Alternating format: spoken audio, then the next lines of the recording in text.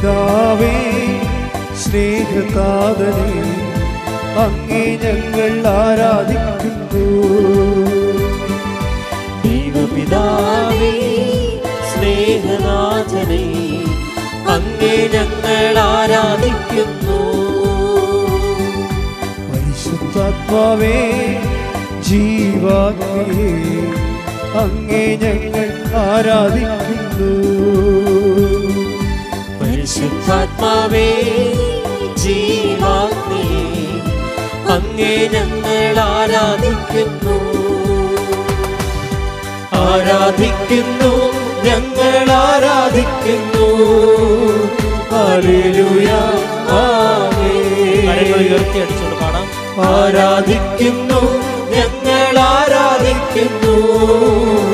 Hallelujah ആമേൻ. ദൈവം ഒരു കക്ഷി, നീ ഒരു കക്ഷി അല്ലേ? ദൈവവും നീയും തമ്മിലുള്ള ഒരു ബൈലാറ്ററൽ എഗ്രിമെൻ്റാണ് ഉടമ്പടി. ആ ഉടമ്പടി വിശ്വാസം ഉണ്ടെങ്കിൽ നിങ്ങൾ പിന്നെ ഓരോരോ തീർത്ഥാടന സ്ഥലത്തൊക്കെ പോയി ഓരോരോ പരിപാടി ചെയ്ത് വെക്കത്തില്ല. അതെപ്പോഴും നമ്മൾ വളരെ ശ്രദ്ധിക്കേണ്ടതാണ്. അതൊരു ഫിഡലിറ്റിയുടെ വിഷയമാണിത്, വിശ്വസ്തതയുടെ.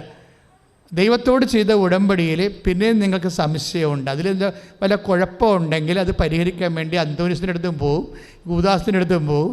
എവിടെയെല്ലാം പോയി തൊട്ട് നക്കാം അവിടെയൊക്കെ തൊട്ട് നക്കി. ഈ തൊട്ട് നക്കി നടക്കുന്ന കക്ഷികൾ ദയവായിട്ട് ഉടമ്പടി ചെയ്യരുതെന്നാണ് എൻ്റെ അഭിപ്രായം. എന്താ കാര്യത്തിൽ നിങ്ങൾക്ക് ഉടമ്പടിയെക്കുറിച്ചൊന്നും അറിയത്തില്ല. ഉടമ്പടി നിങ്ങൾ ഓർക്കണം, അതുപോലെ ഒരു പ്രാർത്ഥനാ രൂപമാണ്. It's not a prayer from at all. എന്താ കാര്യം? ഇതൊരു പ്രാർത്ഥനാ രൂപമല്ല. ഇതെന്ന് പറയുന്നത് ഒരു പദ്ധതിയാണ്. പദ്ധതി ഒരു മനുഷ്യൻ കണ്ടുപിടിച്ച പ്രാർത്ഥനാ രൂപമല്ല ഇത്.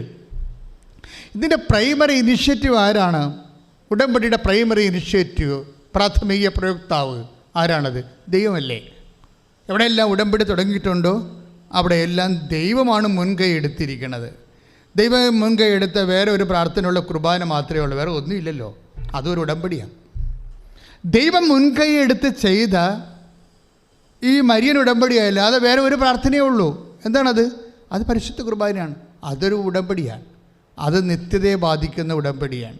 മരിയൻ ഉടമ്പടി ഭൗതികമായ വിഷയങ്ങളെ കൂടുതൽ ഉന്നമനത്തിൽ കൂടുതൽ ഫോക്കസ് ചെയ്യുന്നൊരു പ്രാർത്ഥനയാണ്.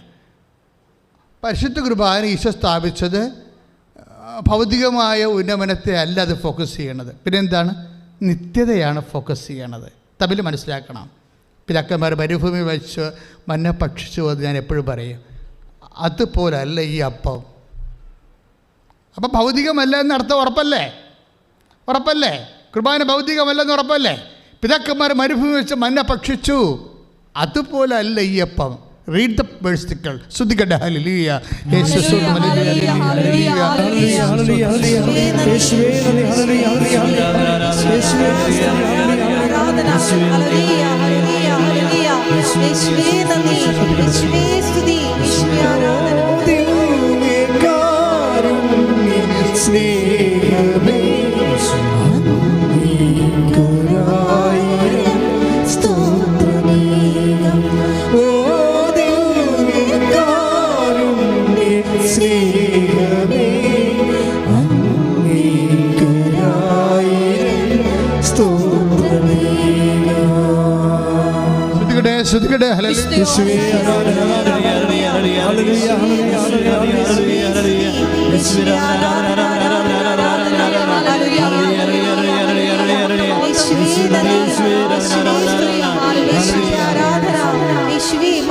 പരിശുദ്ധാത്മാവ് ഈ ഓൺലൈനിൽ തന്ന വാക്കായത് കൊണ്ടാണ് എനിക്ക് വാക്ക് കിട്ടാഞ്ഞത്.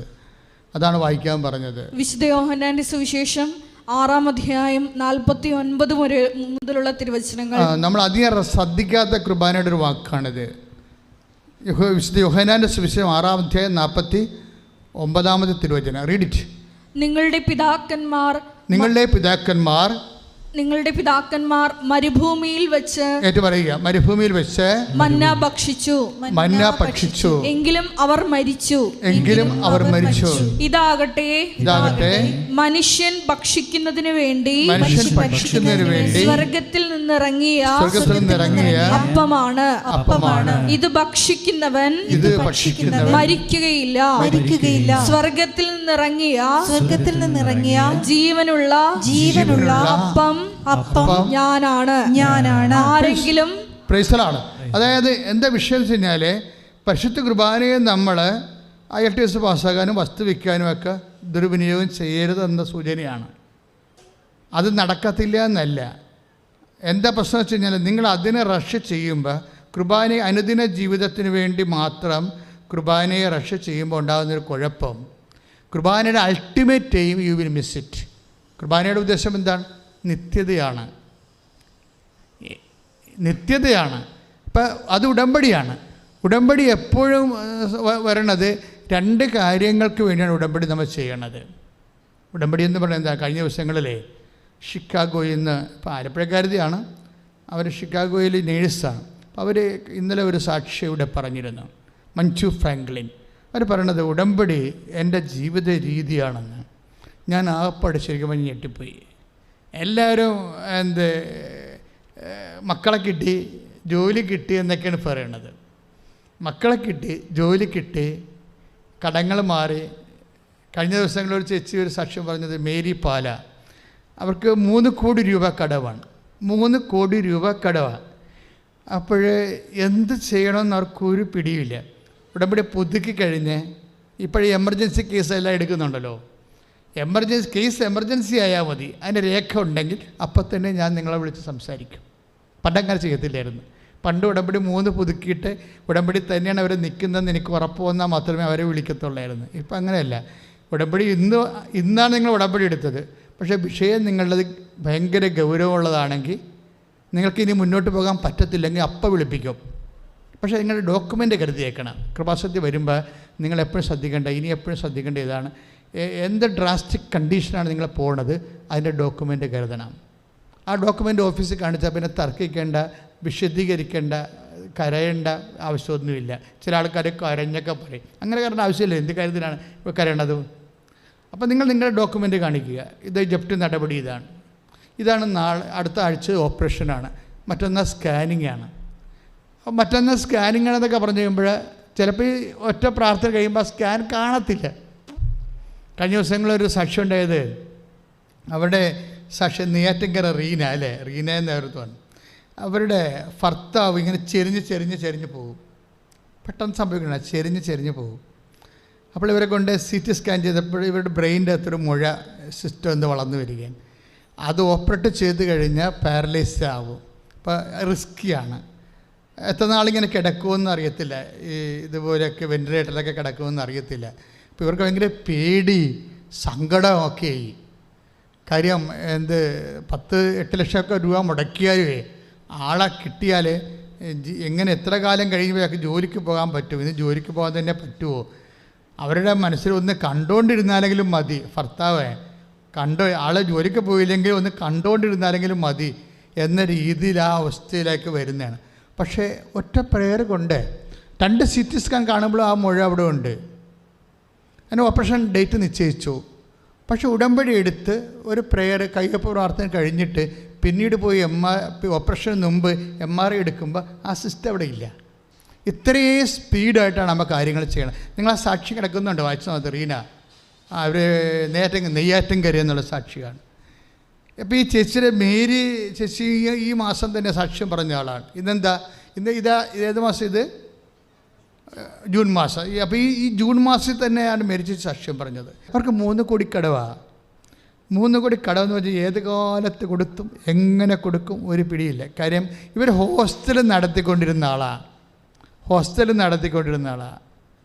കുറേ ബെഡുകളൊക്കെ ഉള്ള ഹോസ്റ്റലാണ്. പക്ഷേ ഈ കൊറോണ വന്നതോടുകൂടിയേ കുറേ ആൾക്കാരെ കൊണ്ടുപോയി, കുറേ ജീവിതം കൊണ്ടുപോയി. ശരിക്കും അതുപോലെ കൊണ്ടുപോയ ഒരാളാണ്. ഇത് കഴിഞ്ഞപ്പോൾ കടത്തമേൽ കടവും അതിൻ്റെ പലിശക്ക് പലിശയും ജീവിക്കാൻ പറ്റാത്തൊരവസ്ഥയാണ്. ഇവർക്ക് ഭ്രാന്ത് പിടിക്കണ പോലെയാണ്. പക്ഷെ അവരെ പെട്ടെന്ന് ഞാൻ വിളിച്ചു, ഉടമ്പടി പുതുക്കിയ ഉടനെ കണ്ടു. അപ്പോൾ ഞാൻ ചേച്ചിയോട് ചോദിച്ചതാണ്, ചേച്ചി എന്താണ് ചേച്ചി ഉദ്ദേശിക്കുന്നത്? ഇപ്പോൾ സ്ഥലമൊക്കെ വിൽക്കാനുണ്ട്, പക്ഷേ വിൽക്കാൻ പറ്റണില്ല. ഇപ്പോഴും വിൽപ്പന കുറവാണല്ലോ, പണ്ടത്തെ പോലെ ഒരു ഓട്ടം ഇല്ല. കാര്യം മോഡി ചേട്ടൻ കയറി ക്ലിക്കിന് പിടിക്കണ കാരണമേ ആൾക്കാർക്ക് എവിടെയെങ്കിലും ഇപ്പം ഇടി വരെ ഉണ്ട്. എല്ലാവരും നോക്കിക്കൊണ്ടിരിക്കണവർ ആരാണ് സ്ഥലം വാങ്ങിക്കണത്, കൂടുതൽ വാങ്ങിക്കണത്, അവിടെ സോഴ്സ് ഉടനെ നമ്മളൊന്നും പറയേണ്ട കാര്യമില്ല, ഓട്ടോമാറ്റിക് സെൻഡിങ് ആണ് ഡൽഹിയിലോട്ട്, ED ഓഫീസിലോട്ട്. അതായത് ഇപ്പം ജെനുവിൻ സോഴ്സ് അല്ലെങ്കിൽ, ഇനി അതാണെങ്കിൽ പോലും ഗവൺമെൻറ് പറയും നിങ്ങളെ സ്ഥലം വിറ്റ് എന്ന് പറഞ്ഞിട്ട് അതിന് പകരം വേറെ സ്ഥലം വാങ്ങിക്കാൻ പറയും. വിറ്റ ആൾക്കാർ തന്നെ വാങ്ങിക്കാൻ പറയും, കുറച്ച് സ്ഥലം വാങ്ങിക്കാൻ പറയും. 2 സ്ഥലത്തേക്കും. ഇക്കണോമി നാഷണൽ ബേസ്ഡ് കൺട്രോൾഡാണ് ശരിക്കും. അത് നിങ്ങളെ പഴയ ഇക്കോണമി പരിശോധിച്ചാൽ മനസ്സിലാവും. നമ്മളതിൻ്റെ അകത്ത് ഗുണവും ദോഷം പറയുകയല്ല, നാഷണൽ ബേസ്ഡ് ഇക്കോണമി കൺട്രോൾഡാണ്. അത് പണ്ടത്തെ കുത്തഴിഞ്ഞ ഒരു പോക്കും ഇപ്പോഴത്തെ നോക്കുമ്പോൾ മനസ്സിലാകും നമുക്കത്. എന്താ വിഷയം എന്ന് വെച്ച് കഴിഞ്ഞാൽ ഇതോടുകൂടി എല്ലാം ബ്ലോക്കുണ്ട്. ശരിക്കും കുറേ ആൾക്കാർ കുരുങ്ങിയിട്ടുണ്ട്, അത് സത്യമായ കാര്യമാണ്. പക്ഷേ ഇതിനകത്ത് വരുന്നത് ചേച്ചിയെ സംബന്ധിച്ചിടത്തോളം ഈ മുന്നോട്ട് പോകാൻ ഒരു മാർഗമില്ല. മറ്റൊക്കെ ഇങ്ങനെ ഊഹക്കച്ചവടം മാറി മാറി ആരും എടുക്കത്തില്ല, അങ്ങോട്ടും ഇങ്ങോട്ടും അഡ്വാൻസ് കൊടുത്ത് കളിക്കല്ലേ. പ്രമാണം എഴുതത്തില്ല, അഡ്വാൻസ് കൊടുത്ത് ആൾക്കാരിങ്ങനെ കൈമാറിക്കൊണ്ടിരിക്കും. ഭൂമി അവിടെ കിടക്കും. ഒരു കാലത്ത് ഡോക്യുമെൻറ്റേഷൻ നടക്കത്തില്ല, കാശ് മാത്രം കൈമാറിക്കൊണ്ടിരിക്കും. ഗവൺമെൻറ് 5 പൈസ കിട്ടത്തുമില്ല. അതുകൊണ്ടാണ് ഇപ്പോൾ ഇങ്ങനെയൊക്കെ വന്നിരിക്കുന്നത്, ഈ രീതിയിലേക്ക് ആയിപ്പോയത്. അപ്പം ഞാൻ ചേച്ചി ഇത് മുന്നോട്ട് കൊണ്ടുപോകാൻ ഉദ്ദേശിക്കുന്നുണ്ടോ, അത് വിറ്റ് മാറ്റാൻ ഉദ്ദേശിക്കുന്നുണ്ടോ എന്ന് ചോദിച്ചു. ഇത് മുന്നോട്ട് ഹോസ്റ്റൽ ബിസിനസ് മുന്നോട്ട് കൊണ്ടുപോകാൻ ഉദ്ദേശിക്കുന്നുണ്ടോ, വിറ്റ് മാറ്റാൻ ഉദ്ദേശിക്കുന്നുണ്ടോ എന്ന്. അപ്പോൾ എന്നോട് പറഞ്ഞു എനിക്കൊന്നും അറിയാൻ പാടില്ല, അച്ഛൻ പറയുമെന്ന് പറയും. അപ്പോൾ എൻ്റെ മനസ്സിൽ അപ്പോഴൊക്കെ പരിശുദ്ധാത്മാ പറഞ്ഞുകൊണ്ടിരിക്കുന്നത് ഈ വിറ്റ് കളയണം എന്നാണ് പറയണത്. അപ്പോൾ ഞാനൊരു കാശുരം എടുത്തിട്ട് ഈശോ എടുത്ത് വെച്ച് അമ്മയെടുത്ത് കൊണ്ടുവന്നിട്ട് പ്രാർത്ഥിച്ചിട്ട് ഞാൻ പറഞ്ഞു, അമ്മേ ഇത് വിറ്റ് കളയണം. ഈ കാര്യം എന്താ വെച്ചാൽ ഇവരുടെ പ്രായം ഇത്തിരി മോശമാണ്. ഇവർ ജോലി എടുക്കാനാണ് ഉദ്ദേശിക്കണമെങ്കിൽ ഈ ബുദ്ധിയോടും ശക്തിയോടും കൂടിയൊക്കെ എല്ലായിടത്തും നമുക്കൊരു 10 പൈസ ഉണ്ടാക്കണമെങ്കിൽ എന്തുമാത്രം ഓട്ടം ഓടണം, എന്തുമാത്രം യാത്ര ചെയ്യണം, എന്തുമാത്രം ഓർമ്മ വേണം, എന്തുമാത്രം കാര്യങ്ങൾ യൂത്ത് അല്ലെങ്കിൽ ഒരു 10, 40, 45 വയസ്സ് വരെയൊക്കെ ഫ്ലോ ഉണ്ടെങ്കിൽ അങ്ങനെ പോകും. ഒരു ബ്ലോക്ക് വന്നിട്ട് പിന്നെ റീസ്റ്റാർട്ട് ചെയ്യുമ്പോൾ അതിൻ്റെതായിട്ടുള്ള ബുദ്ധിമുട്ടുകളൊക്കെ ഉണ്ടാകും. അപ്പം എൻ്റെ മനസ്സിൽ പറഞ്ഞത് ഈ ചേച്ചിക്ക് സമാധാനം കിട്ടാൻ വേണ്ടി നല്ലത് വിറ്റ് കളയാണ് നല്ലതെന്ന് എൻ്റെ മനസ്സിൽ പറഞ്ഞു. അപ്പോൾ ഞാൻ അമ്മയോട് പറഞ്ഞു, അമ്മ അത് വിറ്റ് കളയട്ടെ, അല്ലെങ്കിൽ ആച്ചി എടുത്ത് ജീവിക്കത്തില്ലെന്ന് പറഞ്ഞു. അപ്പോൾ ഈ 2-3 കൊല്ലം ഇത് വിൽക്കാതെ ഇരുന്ന സാധനം ആ കാശുരം കൊണ്ട് വിശ്വാസ പ്രമാണം ചില പ്ലേസ് ചെയ്ത് 2 ആഴ്ചക്കുള്ളിൽ അത് വിറ്റ് മാറുക തന്നെയല്ല, വീട് സ്ഥലവും ഹോസ്റ്റലും മൊത്തം വിറ്റിട്ട് എന്താ സംഭവിച്ചിരിക്കുന്നത്, കടങ്ങളെല്ലാം മാറിയിട്ട് പുതിയൊരു വീട് ആ വാർഡിൽ തന്നെ മേടിക്കണം. ആ വാർഡിൽ തന്നെ നാട്ടിൽ നിന്ന് പോകുന്നില്ല, ആ നാട്ടിൽ തന്നെ ആ വാർഡിൽ തന്നെ പുതിയൊരു വീട് സ്ഥലം മേടിച്ച് കടവും പരിഹരിച്ച് ഇതെല്ലാം സെക്കൻഡുകൾക്കുള്ളിൽ എന്ന് വെച്ച് കഴിഞ്ഞാൽ ഈ നടന്ന സംഭവമാണ് നോക്കുമ്പോൾ സെക്കൻഡുകൾക്കുള്ളിലെന്ന് വേണേൽ പറയാം. അത്രയും സ്പീഡാണ് ഉടമ്പടിയുടെ ഒരു രീതി. അതാണ്. ഇതൊരു നൊവേന പ്രാർത്ഥനയോ അല്ലെങ്കിൽ മറ്റു തരത്തിലുള്ള പ്രാർത്ഥനയോ അല്ല, ഇതൊരു ഒരു പദ്ധതിയാണ്. ഇതിനകത്ത് വരുന്ന ഒരു കക്ഷി ദൈവമാണ്, കക്ഷിയാണിത് വരണത്.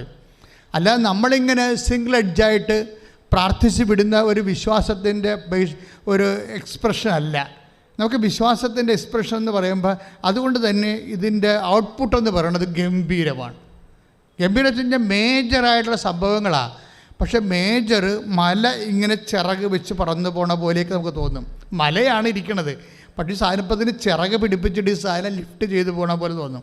അത്രയ്ക്ക് പെട്ടെന്നാണ് ഈ സംഭവം നടക്കുന്നത്. ഉടമ്പടിയുടെ കാര്യം ഇത് ഒരു വശത്ത് നിൽക്കുന്ന ദൈവമായത് കൊണ്ടാണ്. മാതാവിനെ പരിശുദ്ധാത്മാവ് നൽകിയ മാതാവിന് നമ്മൾ കുറേ പേര് വെക്ക് പറഞ്ഞു വിളിക്കത്തില്ലേ, എല്ലാം സത്യമായ പേരുകളാണ്. ഒരു പേരെന്താണ്, ബോധജ്ഞാനത്തിൻ്റെ സിംഹാസനം. അതാണ് ഇത് ഇടിവെട്ട് സാധനം. ബോധജ്ഞാനം എന്ന് വെച്ചാൽ നിൻ്റെ കുടുംബം, നിൻ്റെ കുഞ്ഞുങ്ങൾ, നിൻ്റെ ഭാവി എല്ലാം രക്ഷപ്പെടുത്താനുള്ള ബോധജ്ഞാനം ഇവർക്കുണ്ട്. ഇവിടെ ബോധജ്ഞാനം ഉണ്ടാകാൻ കാരണം വെച്ച് കഴിഞ്ഞാൽ ബോധജ്ഞാനം എല്ലാവർക്കും ഉണ്ട്, അതിനൊരു സംശയമില്ല. പക്ഷെ ബോധജ്ഞാനം ഉണ്ടാകുന്നതിനേക്കാളുപരി ഈ ബോധജ്ഞാനം പ്രവർത്തിക്കാനുള്ളൊരു ഫോർമാറ്റില്ലേ, അവിടെയാണ് മേരി നമ്മളൊക്കെ ഒന്ന് വ്യത്യസ്തയാകണത്. അതുകൊണ്ട് ഇപ്പോൾ അമ്മയെ കാണുമ്പോൾ എന്താ മാലാഖ പറഞ്ഞത്? അമ്മയെ കാണുമ്പോഴേ മാലാഖ എന്താ പറഞ്ഞത്? കമൻറ്റ് ചെയ്യണേ എന്താ? ദൈവകൃപ നിറഞ്ഞവളെ സ്വസ്തി. അതാണ് ഇപ്പം ലൂക്ക 1:28 ഇടിവെട്ട് വചനമാണ്. ലൂക്ക 1:28 ഒന്ന് പറഞ്ഞ്, ദൈവകൃപ നിറഞ്ഞവളെ സ്വസ്തി, കർത്താവ് നിന്നോട് കൂടെ. അത് ഉടമ്പടി സ്റ്റാർട്ട് ചെയ്യുമ്പോൾ ദൈവത്തിന് ഫസ്റ്റ് സല്യൂട്ടേഷനാണ്, കർത്താവ് നിന്നോട് കൂടെ എന്നുള്ളത്. The presence of God. ഇത് വളരെ, അതായത് രണ്ട് കാര്യങ്ങൾ. ഉടമ്പടി സ്റ്റാർട്ട് ചെയ്യുമ്പോൾ നമുക്കുണ്ടാകാവുന്ന, ഇപ്പോൾ പ്രീ ഡിഗ്രി എന്ന് പറയുമ്പോൾ ഡിഗ്രിക്ക് മുമ്പുള്ള അവസ്ഥയല്ലേ, ഡിഗ്രിക്ക് മുമ്പുള്ള BAക്ക് മുമ്പ് അല്ലെങ്കിൽ BScക്ക് മുമ്പാണ് പ്രീ ഡിഗ്രി ആയിട്ട് വരാൻ, ഡിഗ്രിക്ക് മുമ്പുള്ള ഒരു പഠനമാണ്. ഇതുപോലെ ഉടമ്പടിക്ക് മുമ്പുള്ള ഒരു പ്രീ സ്റ്റേറ്റ് ഉണ്ട്. അതെന്താണ്? അത് പ്രസാദാത്മകമായ അവസ്ഥയാണ്. അതുകൊണ്ട് ഞങ്ങൾ കുമ്പസാരിച്ചിട്ട് നിങ്ങൾ ഉടമ്പടി തുടങ്ങണമെന്നൊക്കെ കത്തോലിക്കരോട് പറയണത്. ചില ആൾക്കാർ കുമ്പസാരിക്കാതെ തന്നെ അങ്ങോട്ട് തുടങ്ങും. മനസ്സിലായില്ല? ഞങ്ങൾ പറയുന്നത് പ്രീ സ്റ്റേറ്റ് ഉണ്ടാണ് ഇതിന്. അതായത് ഉടമ്പടി തുടങ്ങും, സ്റ്റാർട്ട് ചെയ്യുന്നതിന് ഒരു പ്രീ സ്റ്റേറ്റ് വേണം. എന്താണ്? അത് പ്രസാദകരമായ ഒരവസ്ഥയാണ്. പാപങ്ങളെക്കുറിച്ചൊക്കെ പശ്ചാത്തപിച്ചു, മേലിൽ പാപം ചെയ്യില്ല എന്നൊക്കെ തീരുമാനിച്ചു, ദൈവത്തിന് വേണ്ടി ജീവിക്കാനും ദൈവ പദ്ധതി നടപ്പിൽ വരുത്താനും ഒരു ദൈവ പൈതലായിട്ട് നീ അങ്ങോട്ട് ഒരുങ്ങുകയാണ്. ആ ഒരുക്കം ഇതിൻ്റെ അകത്ത് സൂക്ഷിക്കേണ്ടതാണ്. അമ്മയ്ക്ക് ആ ഒരുക്കം ആദ്യകാലം മുതലേ ഉണ്ടായിരുന്നു. അതുകൊണ്ടാണ് മാലാഖ വന്നിട്ട് പറയണത് എന്താണ്? ദൈവകൃപ നിറഞ്ഞവളെ സ്വസ്തി. പിന്നെ എന്താണ്? കർത്താവ് നിന്നോട്. പ്രസൻസ്. കർത്താവ് നിന്നോട് കൂടെ എന്ന് പറയണത് നമ്മൾ അമ്മയെ വിളിക്കണ ഒരു വേറൊരു പേരാണ്. എന്താണ്? വാഗ്ദാന പേടകമേ ഞങ്ങൾക്ക് വേണ്ടി അപേക്ഷിക്കണമേ. അപ്പോൾ ബോധജ്ഞാനത്തിൻ്റെ സിംഹാസനം എന്ന് വിളിക്കണ പോലെ തന്നെയുള്ള ഒരു സംഭവമാണ് പരിശുദ്ധാത്മാവിൻ്റെ ഇരിപ്പിടം എന്നാണ് ബോധജ്ഞാനത്തിൻ്റെ സിംഹാസനം. അതുപോലെ തന്നെ വിളിക്കുന്ന പേരാണ് വാഗ്ദാന പേടകമേ. വാഗ്ദാന പേടകത്തിൽ എന്താ ഉള്ളത്? പഴയ വാഗ്ദാനങ്ങളുടെ ഒരു പേടകമാണ്. മറിയം ആരാണെന്നാണ് പറയണത്? വാഗ്ദാനങ്ങളുടെ ഒരു പെട്ടി, പേടകമാണ്. വാഗ്ദാനങ്ങളെന്ന് പറയുമ്പോൾ അറിയാമല്ലോ, ഒരു മനുഷ്യനെ അവൻ്റെ ഫിസിക്കാലിറ്റിയും സ്പിരിച്വാലിറ്റിയും അവൻ്റെ ഈ ഇറ്റേണിറ്റി, അവൻ്റെ ടെമ്പറലായിട്ടുള്ള ഭൗതികമായ ജീവിതവും അവൻ്റെ നിത്യജീവിതവും ഒക്കെ മെയിൻറ്റെയിൻ ചെയ്യാൻ വേണ്ടിയുള്ള ദൈവത്തിൻ്റെ സൊല്യൂഷനാണ് വാഗ്ദാനമെന്ന് പറയണത്. പിടികിട്ടിയ? വാഗ്ദാനമെന്ന് പറയണത് ദൈവം തരുന്ന ദേശത്ത് പെറ്റുപെരുകി വിശ്വസ്തയോടെ അഭിവൃദ്ധിയോട് ജീവിക്കാനുള്ള ആധ്യാത്മികവും ഭൗതികവുമായ സംവിധാനത്തിനാണ് ഉടമ്പടി എന്ന് പറയണത്.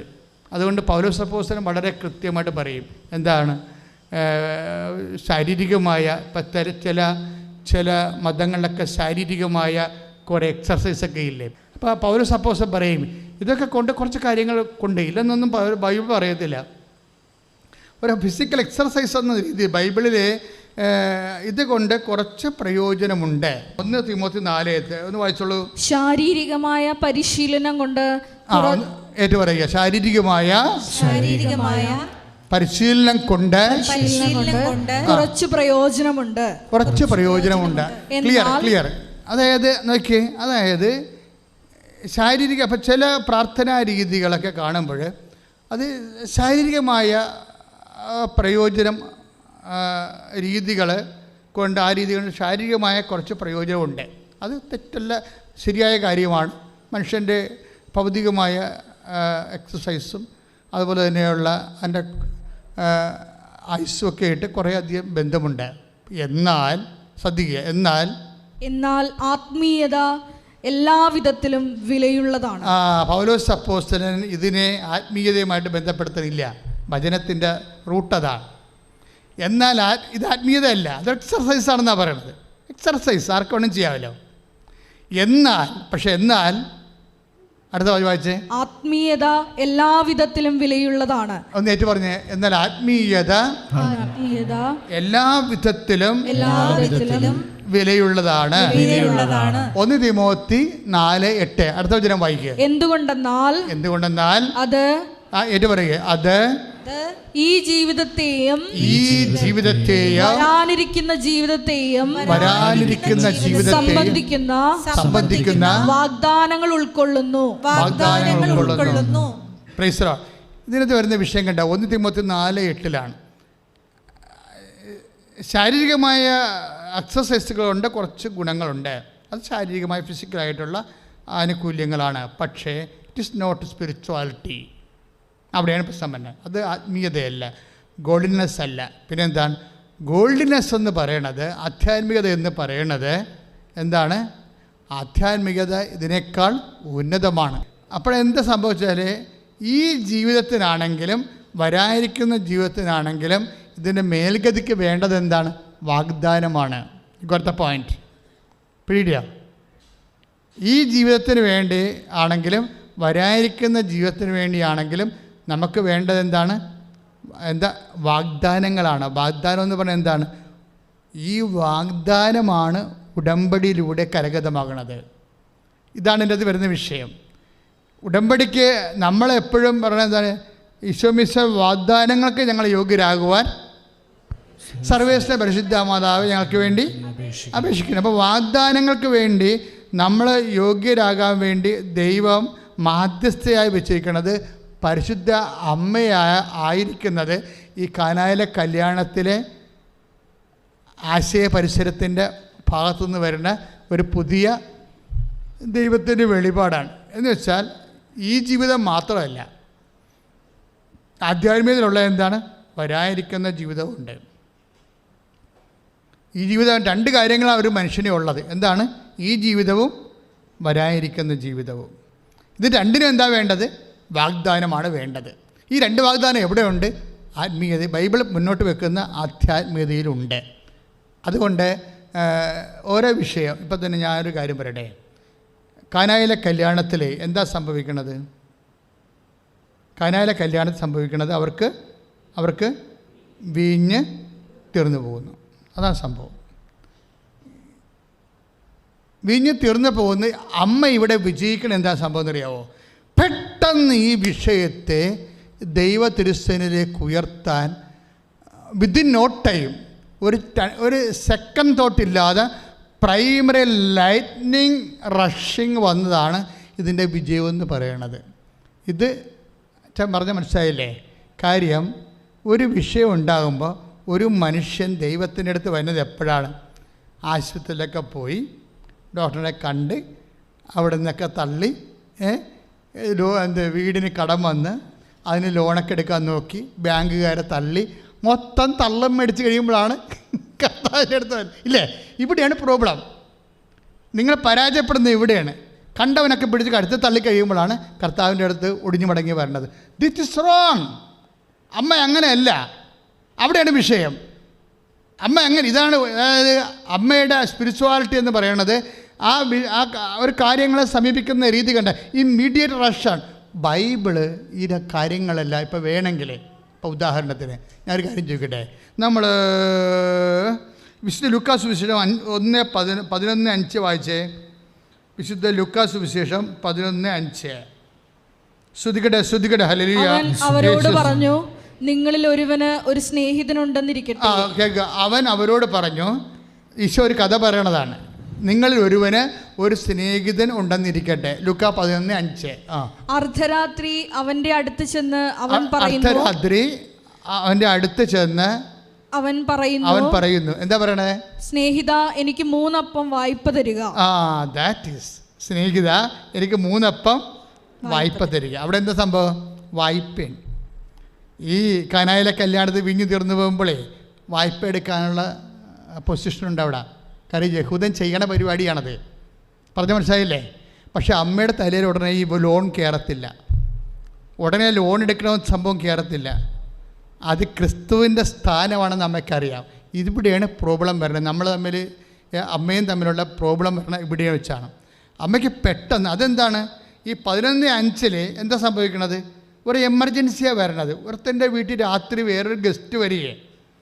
വിശുദ്ധ ലൂക്കാൻ്റെ സുവിശേഷമാണ്. അവർ ഉറങ്ങിക്കഴിഞ്ഞാണ് ആ ഗസ്റ്റ് വരുന്നത്.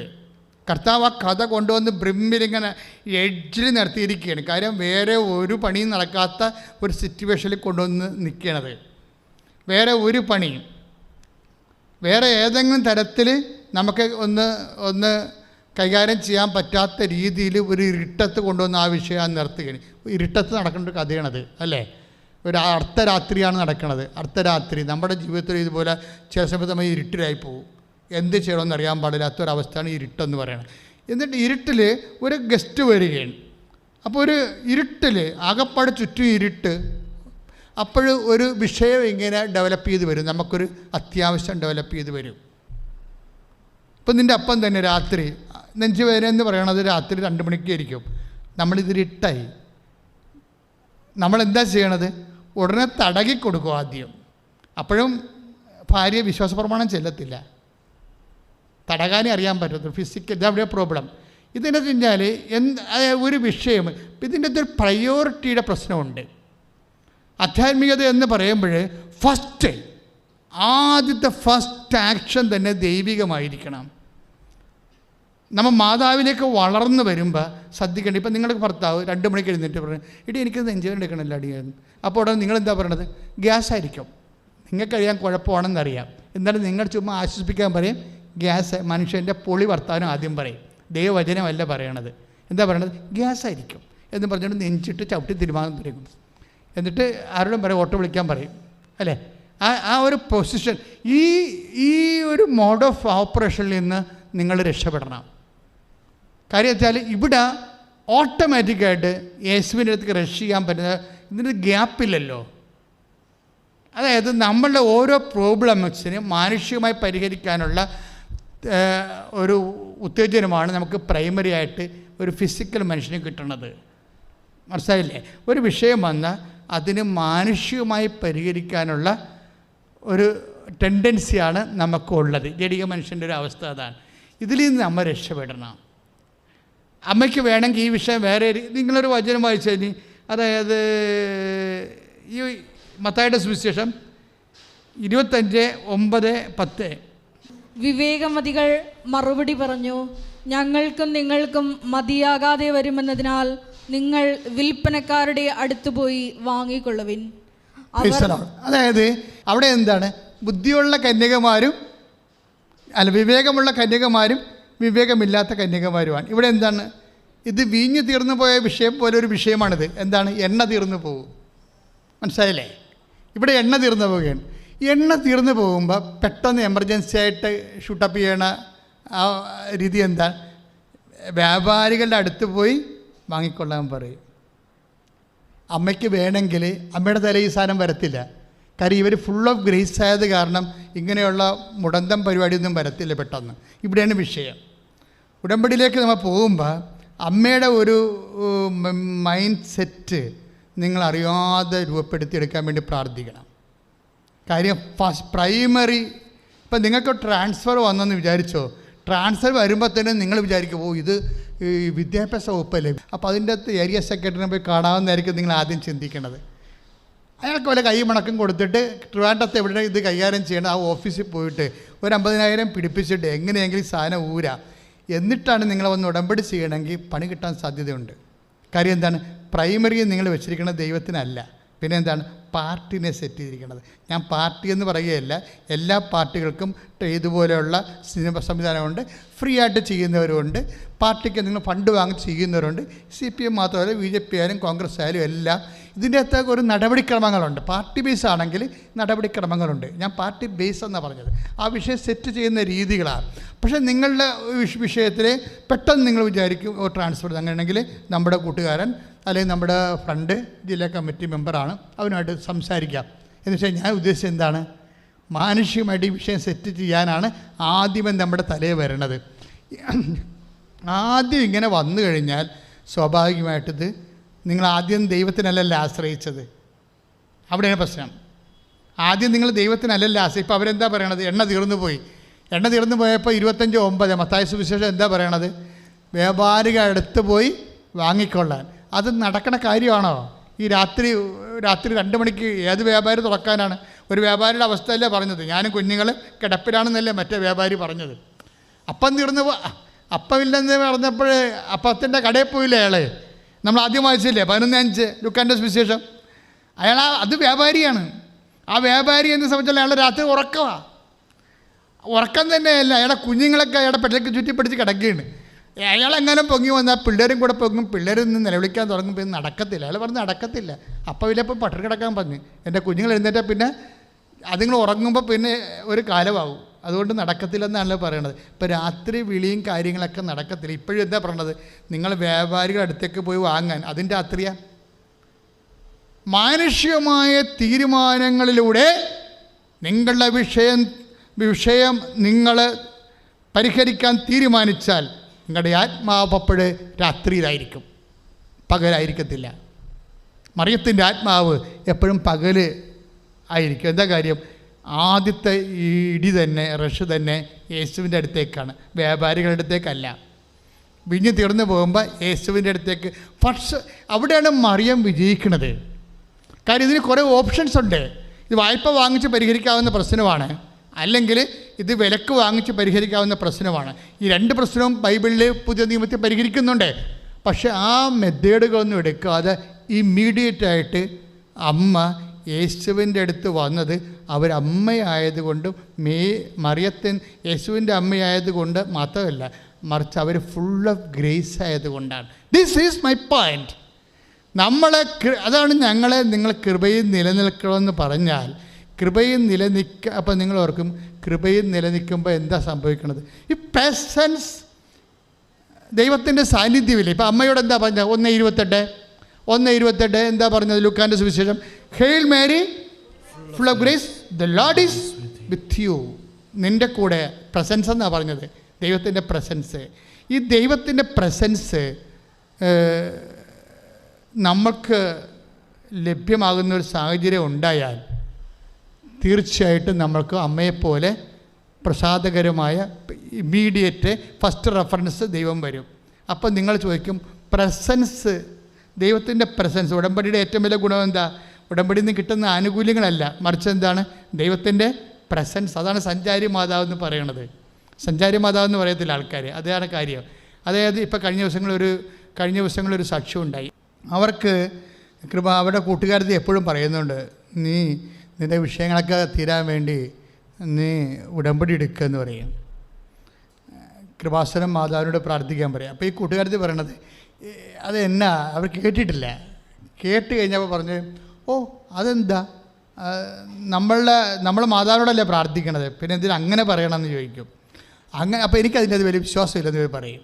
എനിക്കതിൻ്റെ അത് വിശ്വാസമില്ല. പലരുടെയും പ്രശ്നം അതാണ്. ഈ വിശ്വാസമില്ലെന്ന് പറഞ്ഞ സമയത്ത് ഇവർ രാത്രി ഒരു സ്വപ്നം കാണും. സ്വപ്നത്തിൽ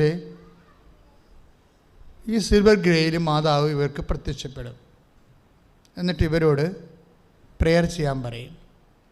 അപ്പോൾ ഇവൾക്ക് ഭയങ്കര, ഞാൻ മാതാവിനെ രാത്രി സ്വപ്നം കണ്ടു എന്ന് പറയുമ്പോൾ പറയണേ, ഞാൻ ആരോട് പറയാനാണ്, എനിക്ക് ഭയങ്കര ചമ്മലാണ് ഇതൊക്കെ പറയാനെന്ന്. കാരണം ഇവരിങ്ങനെ ആത്മീയതയ്ക്ക് ആ പ്രാധാന്യമില്ല, അധികം കൊടുക്കാതെ ഇങ്ങനെ ലൗകായികവും യുക്തിപരമൊക്കെ ആയിട്ട് ഇങ്ങനെ കാര്യങ്ങളൊക്കെ സമീപിക്കുന്ന ഒരു രീതിയായത് കാരണം, അത് ആൾക്കാർക്ക് അറിയാവുന്ന കാരണം, അങ്ങനെയുള്ള ഇവരുടെ കൂട്ടുകാരോട് മാതാവിനെ കണ്ടു, സ്വപ്നം കണ്ടു എന്നൊക്കെ പറയാൻ ഇവർക്ക് ചമ്മല. ഉടനെ കൂട്ടുകാരത്തോട് പറഞ്ഞ്, എടി ഞാൻ ഇങ്ങനെ സ്വപ്നം കണ്ട. അപ്പോൾ ഉടനെ പറഞ്ഞ്, നീ ഒന്ന് ചിന്തിച്ചേ, എൻ്റെ ഉടമ്പടി തീരാൻ പോവുകയാണ്, ഈ ദിവസങ്ങളിൽ. അപ്പോൾ രണ്ടുപേരും 2 കോണ്ടിനെൻ്റിലാണ് താമസിക്കുന്നത്, 2 രാജ്യങ്ങളിലാണ്. അപ്പോൾ അവരെന്താ പറയുന്നത്? എൻ്റെ ഉടമ്പടി തീരാൻ പോവുകയാണ്. എൻ്റെ ഉടമ്പടിയിലെ ഒരു കാര്യം എന്താണെന്ന് വെച്ചാൽ, നിനക്ക് കൃപാസനം മാതാവിൽ വിശ്വാസം ഉണ്ടാകാൻ വേണ്ടി ഞാൻ പ്രാർത്ഥിച്ചുകൊണ്ടിരിക്കുകയാണ്. ഇപ്പം മനസ്സിലായില്ലേ?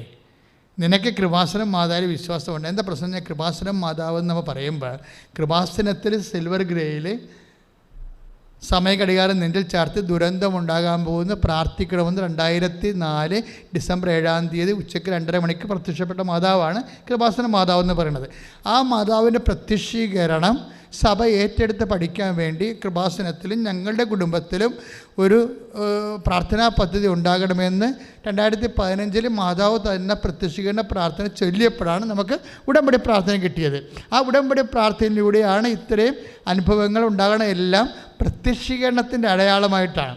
അതുകൊണ്ട് ആൾക്കാർ പ്രാർത്ഥിക്കണത് പ്രത്യക്ഷീകരണത്തിൻ്റെ അടയാളം എന്നെയും പ്രത്യക്ഷീകരണത്തിൻ്റെ സാക്ഷിയാക്കി മാറ്റണമേ.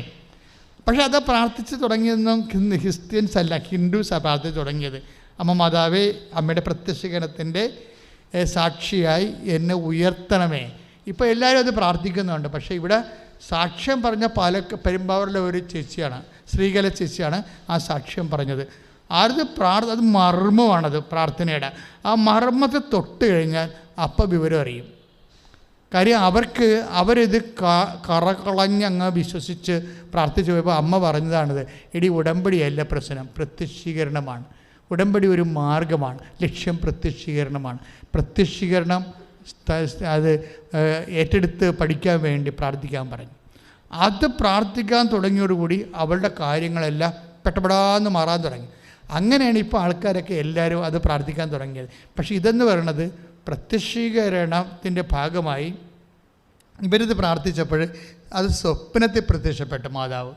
അപ്പോൾ നമ്മൾ സ്വാഭാവികമായിട്ട് സ്വപ്നത്തിൽ പ്രത്യക്ഷപ്പെട്ടതൊക്കെ പറഞ്ഞു കഴിഞ്ഞാൽ ഈ കുറച്ച് ബുദ്ധിപരമായിട്ട് കാര്യങ്ങൾ ചിന്തിക്കുന്നവർക്ക് വിചാരിക്കും ഇതൊക്കെ ചുമ്മാ പണ്ടൊക്കെ ഓരോ പുരാണ പുസ്തകങ്ങളിലൊക്കെ അതുപോലെ ബൈബിളിലൊക്കെ ഉള്ള സ്വപ്നത്തിലൊക്കെ ഇന്ന് ദൈവം സംസാരിക്കുമോ എന്നൊക്കെ ചോദിച്ചു കഴിഞ്ഞാൽ നമ്മളെപ്പോഴും മനസ്സിലാക്കേണ്ട കാര്യം സ്വപ്നം ഇതല്ല. കഴിഞ്ഞ ദിവസങ്ങളിൽ വേറെ ഒരു സംഭവമുണ്ട്.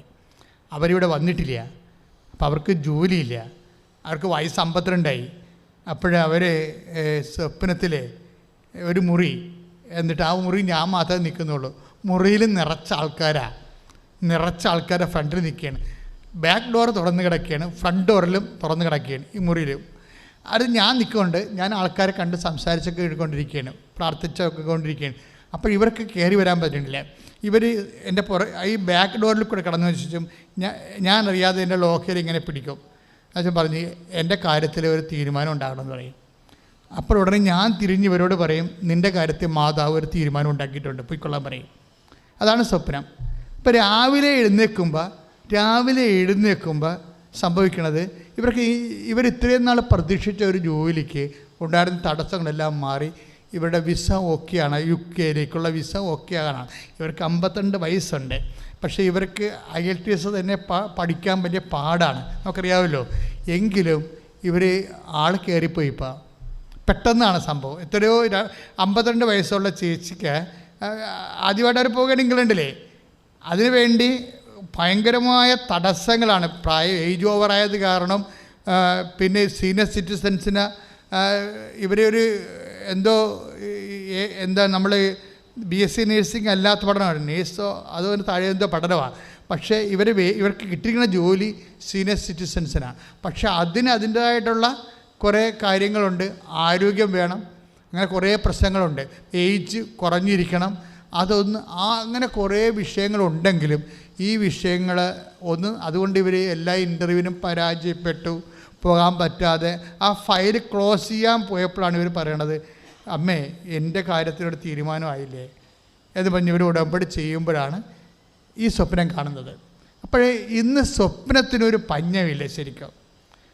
എന്താ കാര്യം, എന്തുകൊണ്ടാണ് സ്വപ്നത്തിന് പഞ്ഞമില്ലാത്തതെന്ന് ചോദിച്ചു കഴിഞ്ഞാൽ സ്വപ്നം വാഗ്ദാനത്തിൻ്റെ ഭാഗമാണ്. അതുകൊണ്ട് നിങ്ങൾ ഉടമ്പടി എടുത്തു കഴിഞ്ഞാൽ വളരെ ശ്രദ്ധിക്കണം. ദർശനങ്ങളുണ്ടാവും, ചിലപ്പോൾ സ്വപ്നങ്ങളുണ്ടാവും. ഇത് ശ്രദ്ധിക്കണം. ദൈവത്തിന് പറയാനുള്ള കാര്യമായിരിക്കും അത്. കാരണം നിങ്ങളുടെ പിതാക്കന്മാർ ഇപ്പം ജോയേലില്ലേ, അപ്പം ജോയേൽ ഈ സഭ തന്നെ അഭിഷേകം പ്രാപിച്ച് രക്ഷാ സങ്കേതത്തിലേക്ക് കടക്കുന്ന മുമ്പ് പത്രോസ് തൻ്റെ പ്രസംഗത്തിന് വേണ്ടി പറയുന്നത് എന്താണ്? ജോയേലിൻ്റെ പ്രവചനങ്ങളാണ്. പ്രവചനങ്ങളിലെല്ലാം വാഗ്ദാനങ്ങളുണ്ട്. ആ വാഗ്ദാനം എന്താണ്? നിങ്ങളുടെ പിതാക്കന്മാർ സ്വപ്നം കാണുന്നതാണ്. ജോയേൽ 2:28 നിങ്ങളുടെ പിതാക്കന്മാർ സ്വപ്നങ്ങൾ കാണും, യുവാക്കന്മാർക്ക് ദർശനങ്ങൾ ഉണ്ടാകും. അപ്പോൾ 2 തരത്തിൽ ദൈവം നമ്മളോട് സംസാരിക്കും.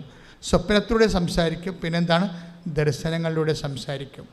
ദർശനം എന്നൊക്കെ പറയണത് നമ്മൾ സിനിമ കാണുന്ന പോലെ കാണും.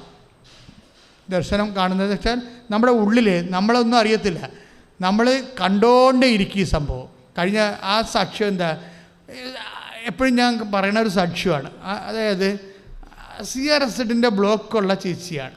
CRZ എന്ന് പറഞ്ഞാൽ എന്താണ്? Coastal regulation act. അവർക്ക് വീട് വെക്കാൻ അവിടെ പുഴയോരത്താണ് താമസിക്കുന്നത്, അത് ഉറഞ്ഞു പോയി, ഇനി അവിടെ വീട് വെക്കാൻ പറ്റത്തില്ല.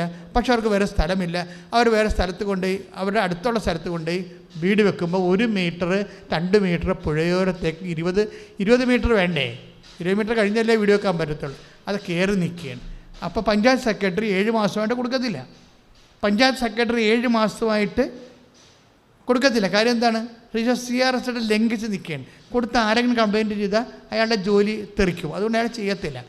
ആ കിട്ടത്തില്ലെന്ന് ഉറപ്പായി കഴിയുമ്പോൾ, വീടിന് നമ്പർ കിട്ടാത്തില്ലെന്ന് ഉറപ്പായി കഴിയുമ്പോൾ ഈ വലിയമ്മ വന്ന് സാക്ഷ്യം ചെയ്യും. വലിയമ്മ വന്ന് ഉടമ്പടി ചെയ്യും. ഉടമ്പടി ചെയ്ത് കഴിഞ്ഞിട്ട് വീട്ടിൽ ചെല്ലുമ്പോൾ ഇവർക്ക് ഒരു ധാരണ വരും. എന്താ കാര്യം? ഇപ്പം നിങ്ങളല്ലേ, ഇപ്പോൾ നമ്മൾ ഇവിടെ മനസ്സിൽ തോന്നും ഈ ഉടമ്പടി തിരികൾ, പച്ച നീരൻ തിരികൾ കൊണ്ടുപോയി പുതിയ വീട്ടിൽ, ഈ നിയമം ലംഘിച്ച് വെച്ചിരിക്കുന്ന വീട്ടിൽ കൊണ്ടുപോയി കത്തിച്ച് വെക്കാൻ. ഉടനെ ചേർത്ത് കൊണ്ടുപോയി അവിടെ കൊണ്ട് കത്തിച്ച് വെച്ചിട്ട് പ്രത്യക്ഷീകരണ പ്രാർത്ഥന ചൊല്ലും. പ്രത്യക്ഷീകരണ പ്രാർത്ഥന ചൊല്ലുമ്പോൾ അവർക്കുടനെ പച്ചപ്പൂക്കൾ അടർന്നു വീഴും. ദർശനമാണത്. പച്ചപ്പൂക്കൾ അടർന്നു വീഴും. അതവർക്ക് കാണാം, പച്ചപ്പൂക്കൾ അടർന്നു വീഴണത്. അത് സ്വപ്നമല്ല, ദർശനമാണ്. ഇവർ പിറ്റേ ദിവസം വന്ന് നേരെ പഞ്ചായത്തിൽ പോയിട്ട് പറയും, സാറേ എന്ന് വിളിക്കണമെമ്പോൾ തന്നെ സെക്രട്ടറി പറയും, ചേർത്ത് ഇതേ നിങ്ങളുടെ നമ്പർ എഴുതി വെച്ചിട്ടുണ്ട്, എടുത്തിട്ട് പോയി കാണാൻ പറയും. ഇത്രയും സ്പീഡാണിത്. ആ സാക്ഷ്യം നിങ്ങൾ എപ്പോഴും ഉടമ്പടി നിൽക്കുമ്പോൾ 2 സാക്ഷ്യമെങ്കിലും ഒരു ദിവസം കേൾക്കണം. 2 സാക്ഷ്യമെങ്കിലും. എന്താ കാര്യം വെച്ച് കഴിഞ്ഞാൽ ഈ നിയമപരമായിട്ട് കിട്ടാൻ സാധ്യതയില്ലാത്തൊരു വിഷയമാണിത്. പക്ഷേ നിയമപരമായിട്ട് കിട്ടാത്തതാണെങ്കിലും ഉടമ്പടി ചെയ്യുമ്പോൾ സ്വാഭാവികമായിട്ട് നടക്കാത്ത കാര്യങ്ങൾ ദൈവം നടത്തുന്ന ദൈവമാണെന്ന് അറിയാൻ വേണ്ടിയാണ് പച്ചപ്പൂക്കൾ. പ്രതീകമാണ്. എന്താണ്? പച്ചപ്പൂക്കൾ ഇല്ലല്ലോ, പ്രകൃതിയിലില്ലല്ലോ. പ്രകൃതിയിൽ നീലപ്പൂക്കളും മഞ്ഞപ്പൂക്കളും ചുവപ്പ് പൂക്കളൊക്കെ അല്ലേ ഉള്ളൂ, വെള്ളപ്പൂക്കളേ ഉള്ളൂ. പച്ചപ്പൂക്കൾ കുറവായിരിക്കും, വളരെ 1% കാണത്തുള്ളൂ. എന്ന് വെച്ചതിൻ്റെ അർത്ഥം എന്താണ്? നിയമപരമായിട്ട് സ്വാഭാവികമായിട്ട് ഈ സംഭവം നടക്കത്തില്ല. കാര്യം എന്താണ്? നിൻ്റെ നിയമം ലംഘിച്ച് എൻക്രോച്ച് ചെയ്ത് നിൽക്കുകയാണ്, ഗവൺമെൻറ് ഭൂമിയിലേക്ക് നിൽക്കുകയാണ്, അത് കിട്ടത്തില്ല. അതേസമയം സ്വാഭാവികമായിട്ട് നിയമപരമായിട്ട് കിട്ടിയില്ലെങ്കിലും മെറിറ്റായിട്ട് കിട്ടത്തില്ല. പിന്നെന്തായിട്ട് കിട്ടണത്? ഗ്രേസ് ആയിട്ട് കിട്ടും. മെറിറ്റായിട്ട് കിട്ടാത്ത കാര്യങ്ങൾ ഉടമ്പടി എപ്പോഴും നമ്മൾ Ephesians 2:8 എന്താ പറയണത്? നിങ്ങളുടെ യോഗ്യതയാലല്ല, പിന്നെ എന്താണ്? ദൈവത്തിൻ്റെ കൃപ കൊണ്ട്. ഇപ്പം എപ്പോഴും ശ്രദ്ധിക്കേണ്ടത്, നമ്മുടെ ജീവിതത്തിൽ കാര്യങ്ങൾ നടക്കുന്നത് 2 പവറിലാണ്. ഒന്നെന്താണ്? By merit. രണ്ടാമത്തെ എന്താണ്? By grace. അപ്പം നമ്മൾ ഈ ഉടമ്പടി എവിടെയാണ് ടാർഗറ്റ് ചെയ്യണത്? മെറിറ്റിലല്ല, ഗ്രേസിലാണ്.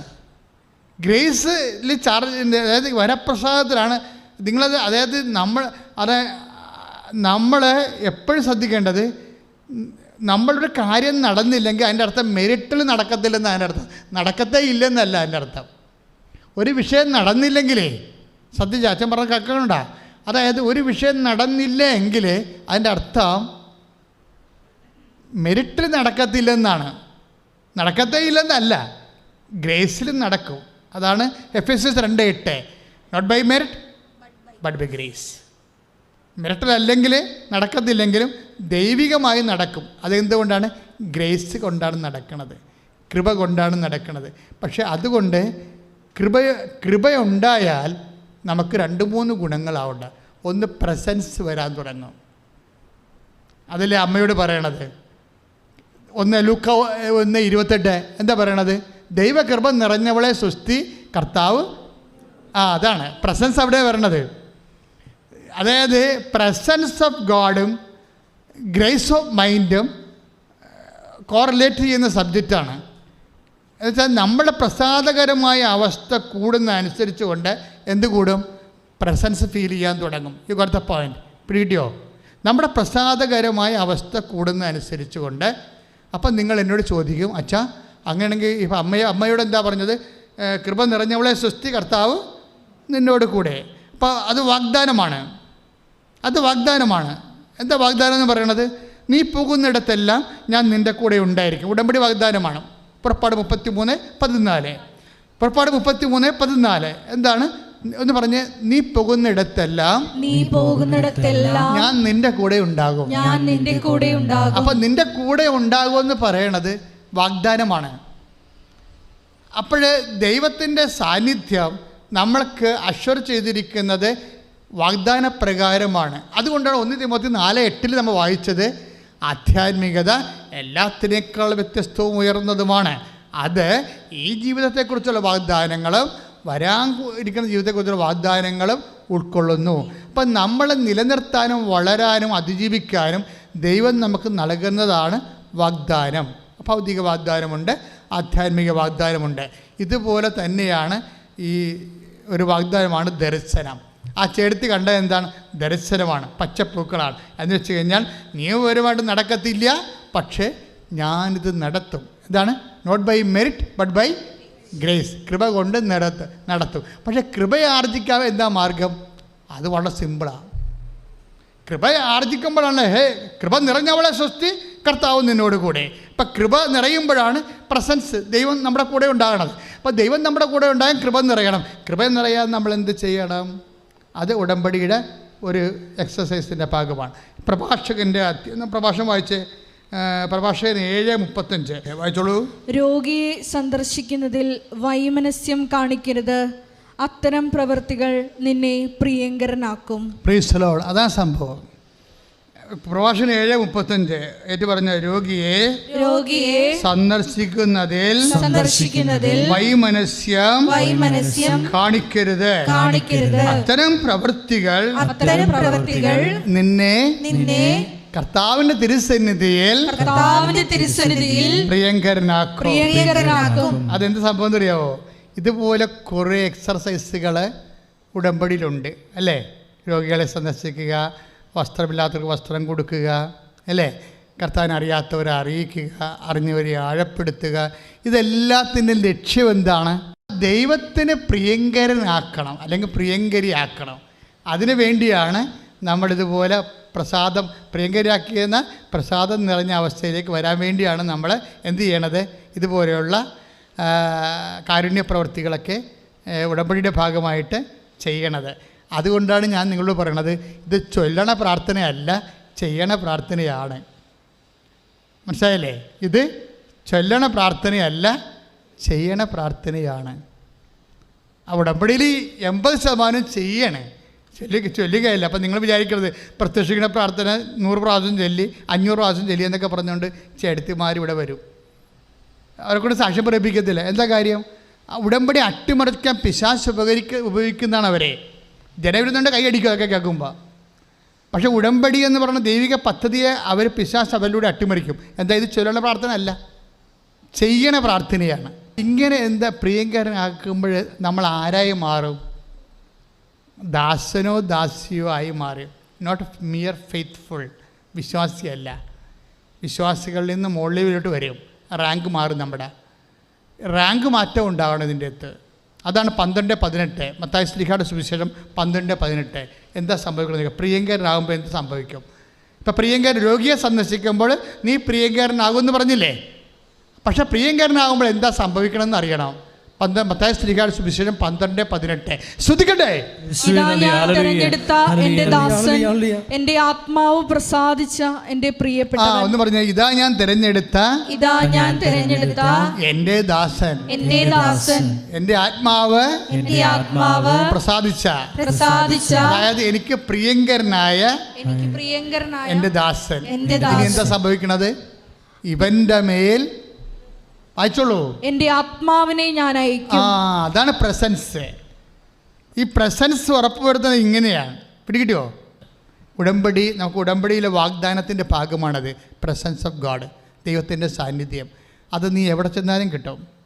ഉടമ്പടി എടുത്തു കഴിയുമ്പോൾ അമ്മയുടെ സാന്നിധ്യം വരുന്നത് ഈ വാഗ്ദാനത്തിൻ്റെ ഭാഗമായിട്ട്.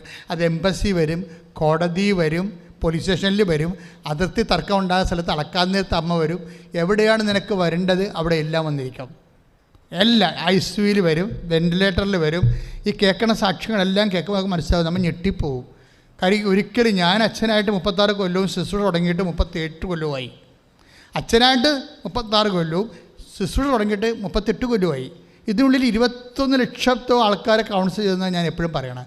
പക്ഷേ എനിക്ക് എപ്പോഴും മനസ്സിലാകും, പക്ഷേ ഉടമ്പടിയിലേക്ക് അമ്മ വരുമ്പോൾ ഈ കഴിഞ്ഞകാല പ്രാർത്ഥനകളെല്ലാം ഒരു നിഴലായി പോകും.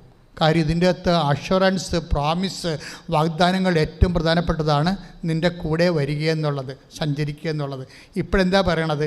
അങ്ങനെ സഞ്ചരിക്കണത് ഒരു ഫിസിക്കലായിട്ട് നമുക്ക് അനുഭവിക്കാൻ പറ്റുന്ന രീതിയിലുള്ള ഇക്വേഷൻസ്, ബിബ്ലിക്കൽ ഇക്വേഷൻസ് നമ്മൾ എക്സിക്യൂട്ട് ചെയ്താൽ നമുക്ക് ഈ സാന്നിധ്യം സംലഭ്യമാക്കാൻ ബോധപൂർവ്വം ശ്രമിക്കാമെന്നാണ് പറയുന്നത്. ആ 3 പൂക്കളെ കാണിച്ചുകൊണ്ടുള്ള പ്രത്യക്ഷ മാതാവിന് സ്വപ്നവും അതുപോലെ തന്നെ അച്ഛനെ സ്വപ്നം കണ്ടെന്ന് പറയുന്നതും എല്ലാം നിൻ്റെ ഉടമ്പടിമേൽ ദൈവത്തിന് ഒരു പ്രസാദകരമായ ഒരു സിറ്റുവേഷൻ ക്രിയേറ്റ് ചെയ്തിട്ടുണ്ട് എന്ന് വെച്ചാൽ നിൻ്റെ സൽപ്രവൃത്തികളെ ദൈവം അംഗീകരിക്കുന്നു എന്നതിൻ്റെ അർത്ഥം. അതിലൂടെയാണല്ലോ പ്രവർത്തിക്കാൻ തുടങ്ങുന്നത്. അച്ഛൻ എന്തെങ്കിലും പറഞ്ഞതെന്ന് വെച്ച് കഴിഞ്ഞാൽ ഈ സാന്നിധ്യം നമ്മൾക്ക് ഇപ്പം നിങ്ങൾ രോഗിയെ കാണാൻ പോകുമ്പോഴും അല്ലെങ്കിൽ വസ്ത്രമില്ലാത്തവർക്ക് വസ്ത്രം കൊണ്ടേ കൊടുക്കുമ്പോഴും ഭക്ഷണമില്ലാത്തവർക്ക് ഭക്ഷണം എത്തിച്ചു കൊടുക്കുമ്പോഴും അത് കർത്താവിൻ്റെ നാമത്തിൽ ചെയ്ത് കഴിയുമ്പോൾ ഇതെല്ലാം ദൈവത്തിന് പ്രിയങ്കരമായി മാറുമ്പോൾ അതിൻ്റെ ഇഫക്റ്റായിട്ടാണ് ദൈവസാന്നിധ്യം നമുക്ക് ഉറപ്പ് വരുത്തുന്നത്. ഏതാ ഞാൻ തിരഞ്ഞെടുത്ത് എൻ്റെ ദാസൻ 12:18 മത്തായി സുവിശേഷം, എൻ്റെ ആത്മാവ് പ്രസാദത്തിൻ്റെ പ്രിയപ്പെട്ടവൻ, അവൻ്റെ മേൽ എൻ്റെ ആത്മാവിനെ ഞാൻ അയക്കും. ഈ അയപ്പ് തന്നെയാണ് പുറപ്പാട് 33:14 വരുന്നത്. ഞാൻ നിങ്ങൾക്ക് മുമ്പേ, അതായത് ഞാൻ നിങ്ങളുടെ കൂടെ വരുമെന്ന് പറയണത്. ഇത് തന്നെയാണ് നമ്മൾ ഈ ചേർത്ത് കണ്ടില്ലേ, പച്ചപ്പൂക്കൾ അവിടെ ആ വീട്ടിൽ കൊണ്ടുപോയി തിരികെത്തിച്ച് വെക്കാൻ അവർക്ക് തോന്നിയില്ലേ? പച്ചയും നീലയും തിരിയല്ലേ, ആ നമ്പർ കിട്ടാത്ത വീട്ടിൽ കൊണ്ടുപോയിട്ടേ, നമ്പർ കിട്ടാതെ വീട്ടിൽ കൊണ്ടുപോയിട്ട് പച്ചയും നീലയും തിരികൾ ഒരുമിച്ച് കത്തിച്ച് വെക്കാൻ അവർക്ക് തോന്നിയില്ലേ? അത് തോന്നണമെന്ന് പറയുമ്പോൾ അത് സാന്നിധ്യം തന്നെയാണത്. എന്താ കാര്യം വെച്ച് കഴിഞ്ഞാൽ, നീ വലത്തോട്ടോ ഇടത്തോട്ടോ തിരിയുമ്പോൾ, വായ്പ വാങ്ങിക്കണോ വിലക്ക് വാങ്ങിക്കണോ എന്ന് നീ ചിന്തിക്കുമ്പോൾ എപ്പോഴും മനുഷ്യന് ഓപ്ഷൻ വരുമല്ലോ. ഒരു സംഭവം തീർന്നു പോകുമ്പോൾ നമ്മൾ ആദ്യം കണ്ട വചനം കണ്ടില്ലേ, അതായത് അവർ ശ്രുതികട ശ്രുതികട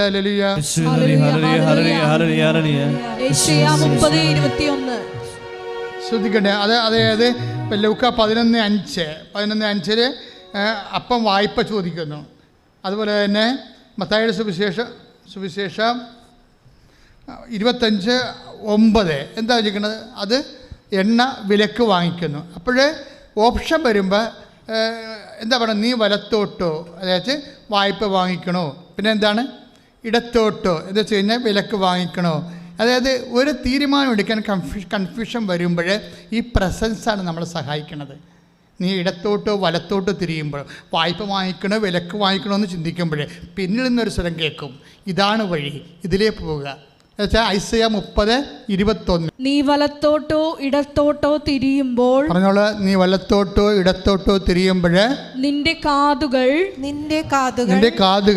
പിന്നിൽ നിന്ന് ഒരു സ്വരം ശ്രവിക്കും, ഇതാണ് വഴി, ഇതിലേ പോവുക. ഈ പിന്നിൽ നിന്നുള്ള സ്വരം കേൾക്കുന്നതാണ് പ്രസാദപരത്തിൻ്റെ അവസ്ഥ. മനസ്സിലായില്ലേ?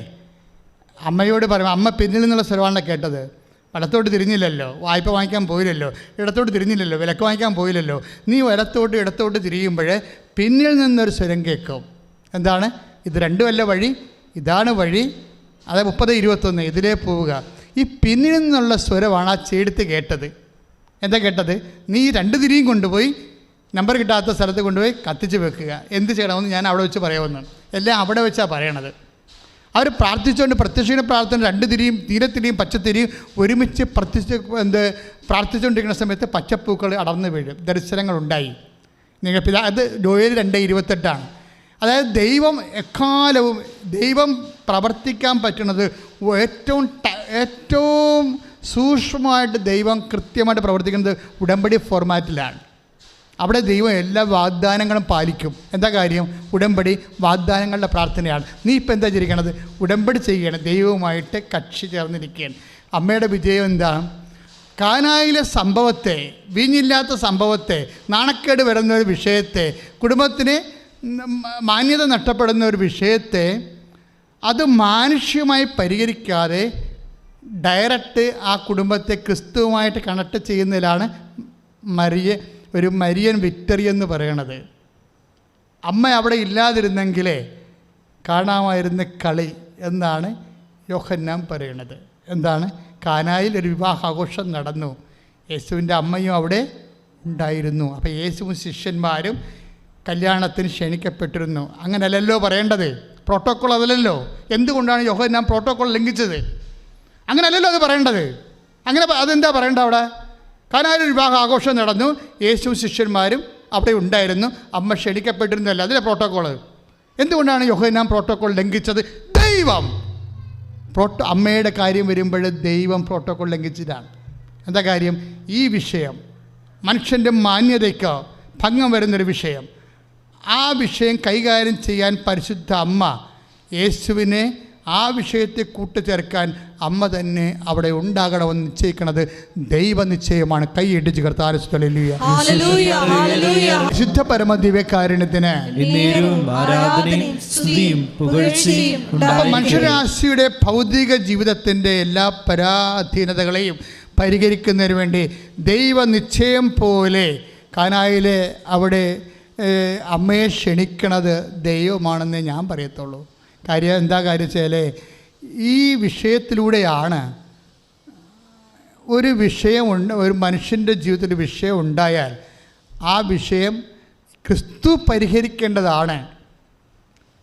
അതുകൊണ്ട് തന്നെ പ്രാഥമികമായി ആ വിഷയം ആദ്യം ക്രിസ്തുവിൻ്റെ അടുത്താണ് നീ ലിങ്ക് ചെയ്യേണ്ടത്. മനസ്സിലായില്ലോ? എന്ത് വിഷയം ഉണ്ടായാലും ഇപ്പം എന്താ ചെയ്യണമെന്ന് വെച്ച് കഴിഞ്ഞാൽ ആത്മീയ കാര്യമെല്ലാം ക്രിസ്തുവിൻ്റെതും ഭൗതിക കാര്യം ആരാണ്ട് പണ്ടാരങ്ങളുടെതുമായിട്ടാണ് ഇപ്പോൾ കൈകാര്യം ചെയ്യണത്. That is wrong. ഈ ഫോർമാറ്റ് ചേഞ്ച് ചെയ്യണം. അതുകൊണ്ട് ഈശോ പറയും നിങ്ങളുടെ priority, you mind your priority എന്ന് ഈശോ പറയും. എന്താ പറഞ്ഞത്? Mind it. എന്താ ഈശോ പറയണത്? എന്നെക്കാൾ ഉപരി ഭാര്യയെ ഭർത്താവിന് സ്നേഹിക്കുന്നവർ ഐ ഡോണ്ട് വാണ്ട് എന്താ പറയണത്? എനിക്ക് ആവശ്യമില്ലെന്ന രീതിയിൽ സംസാരിക്കണം. എന്താ കാര്യം?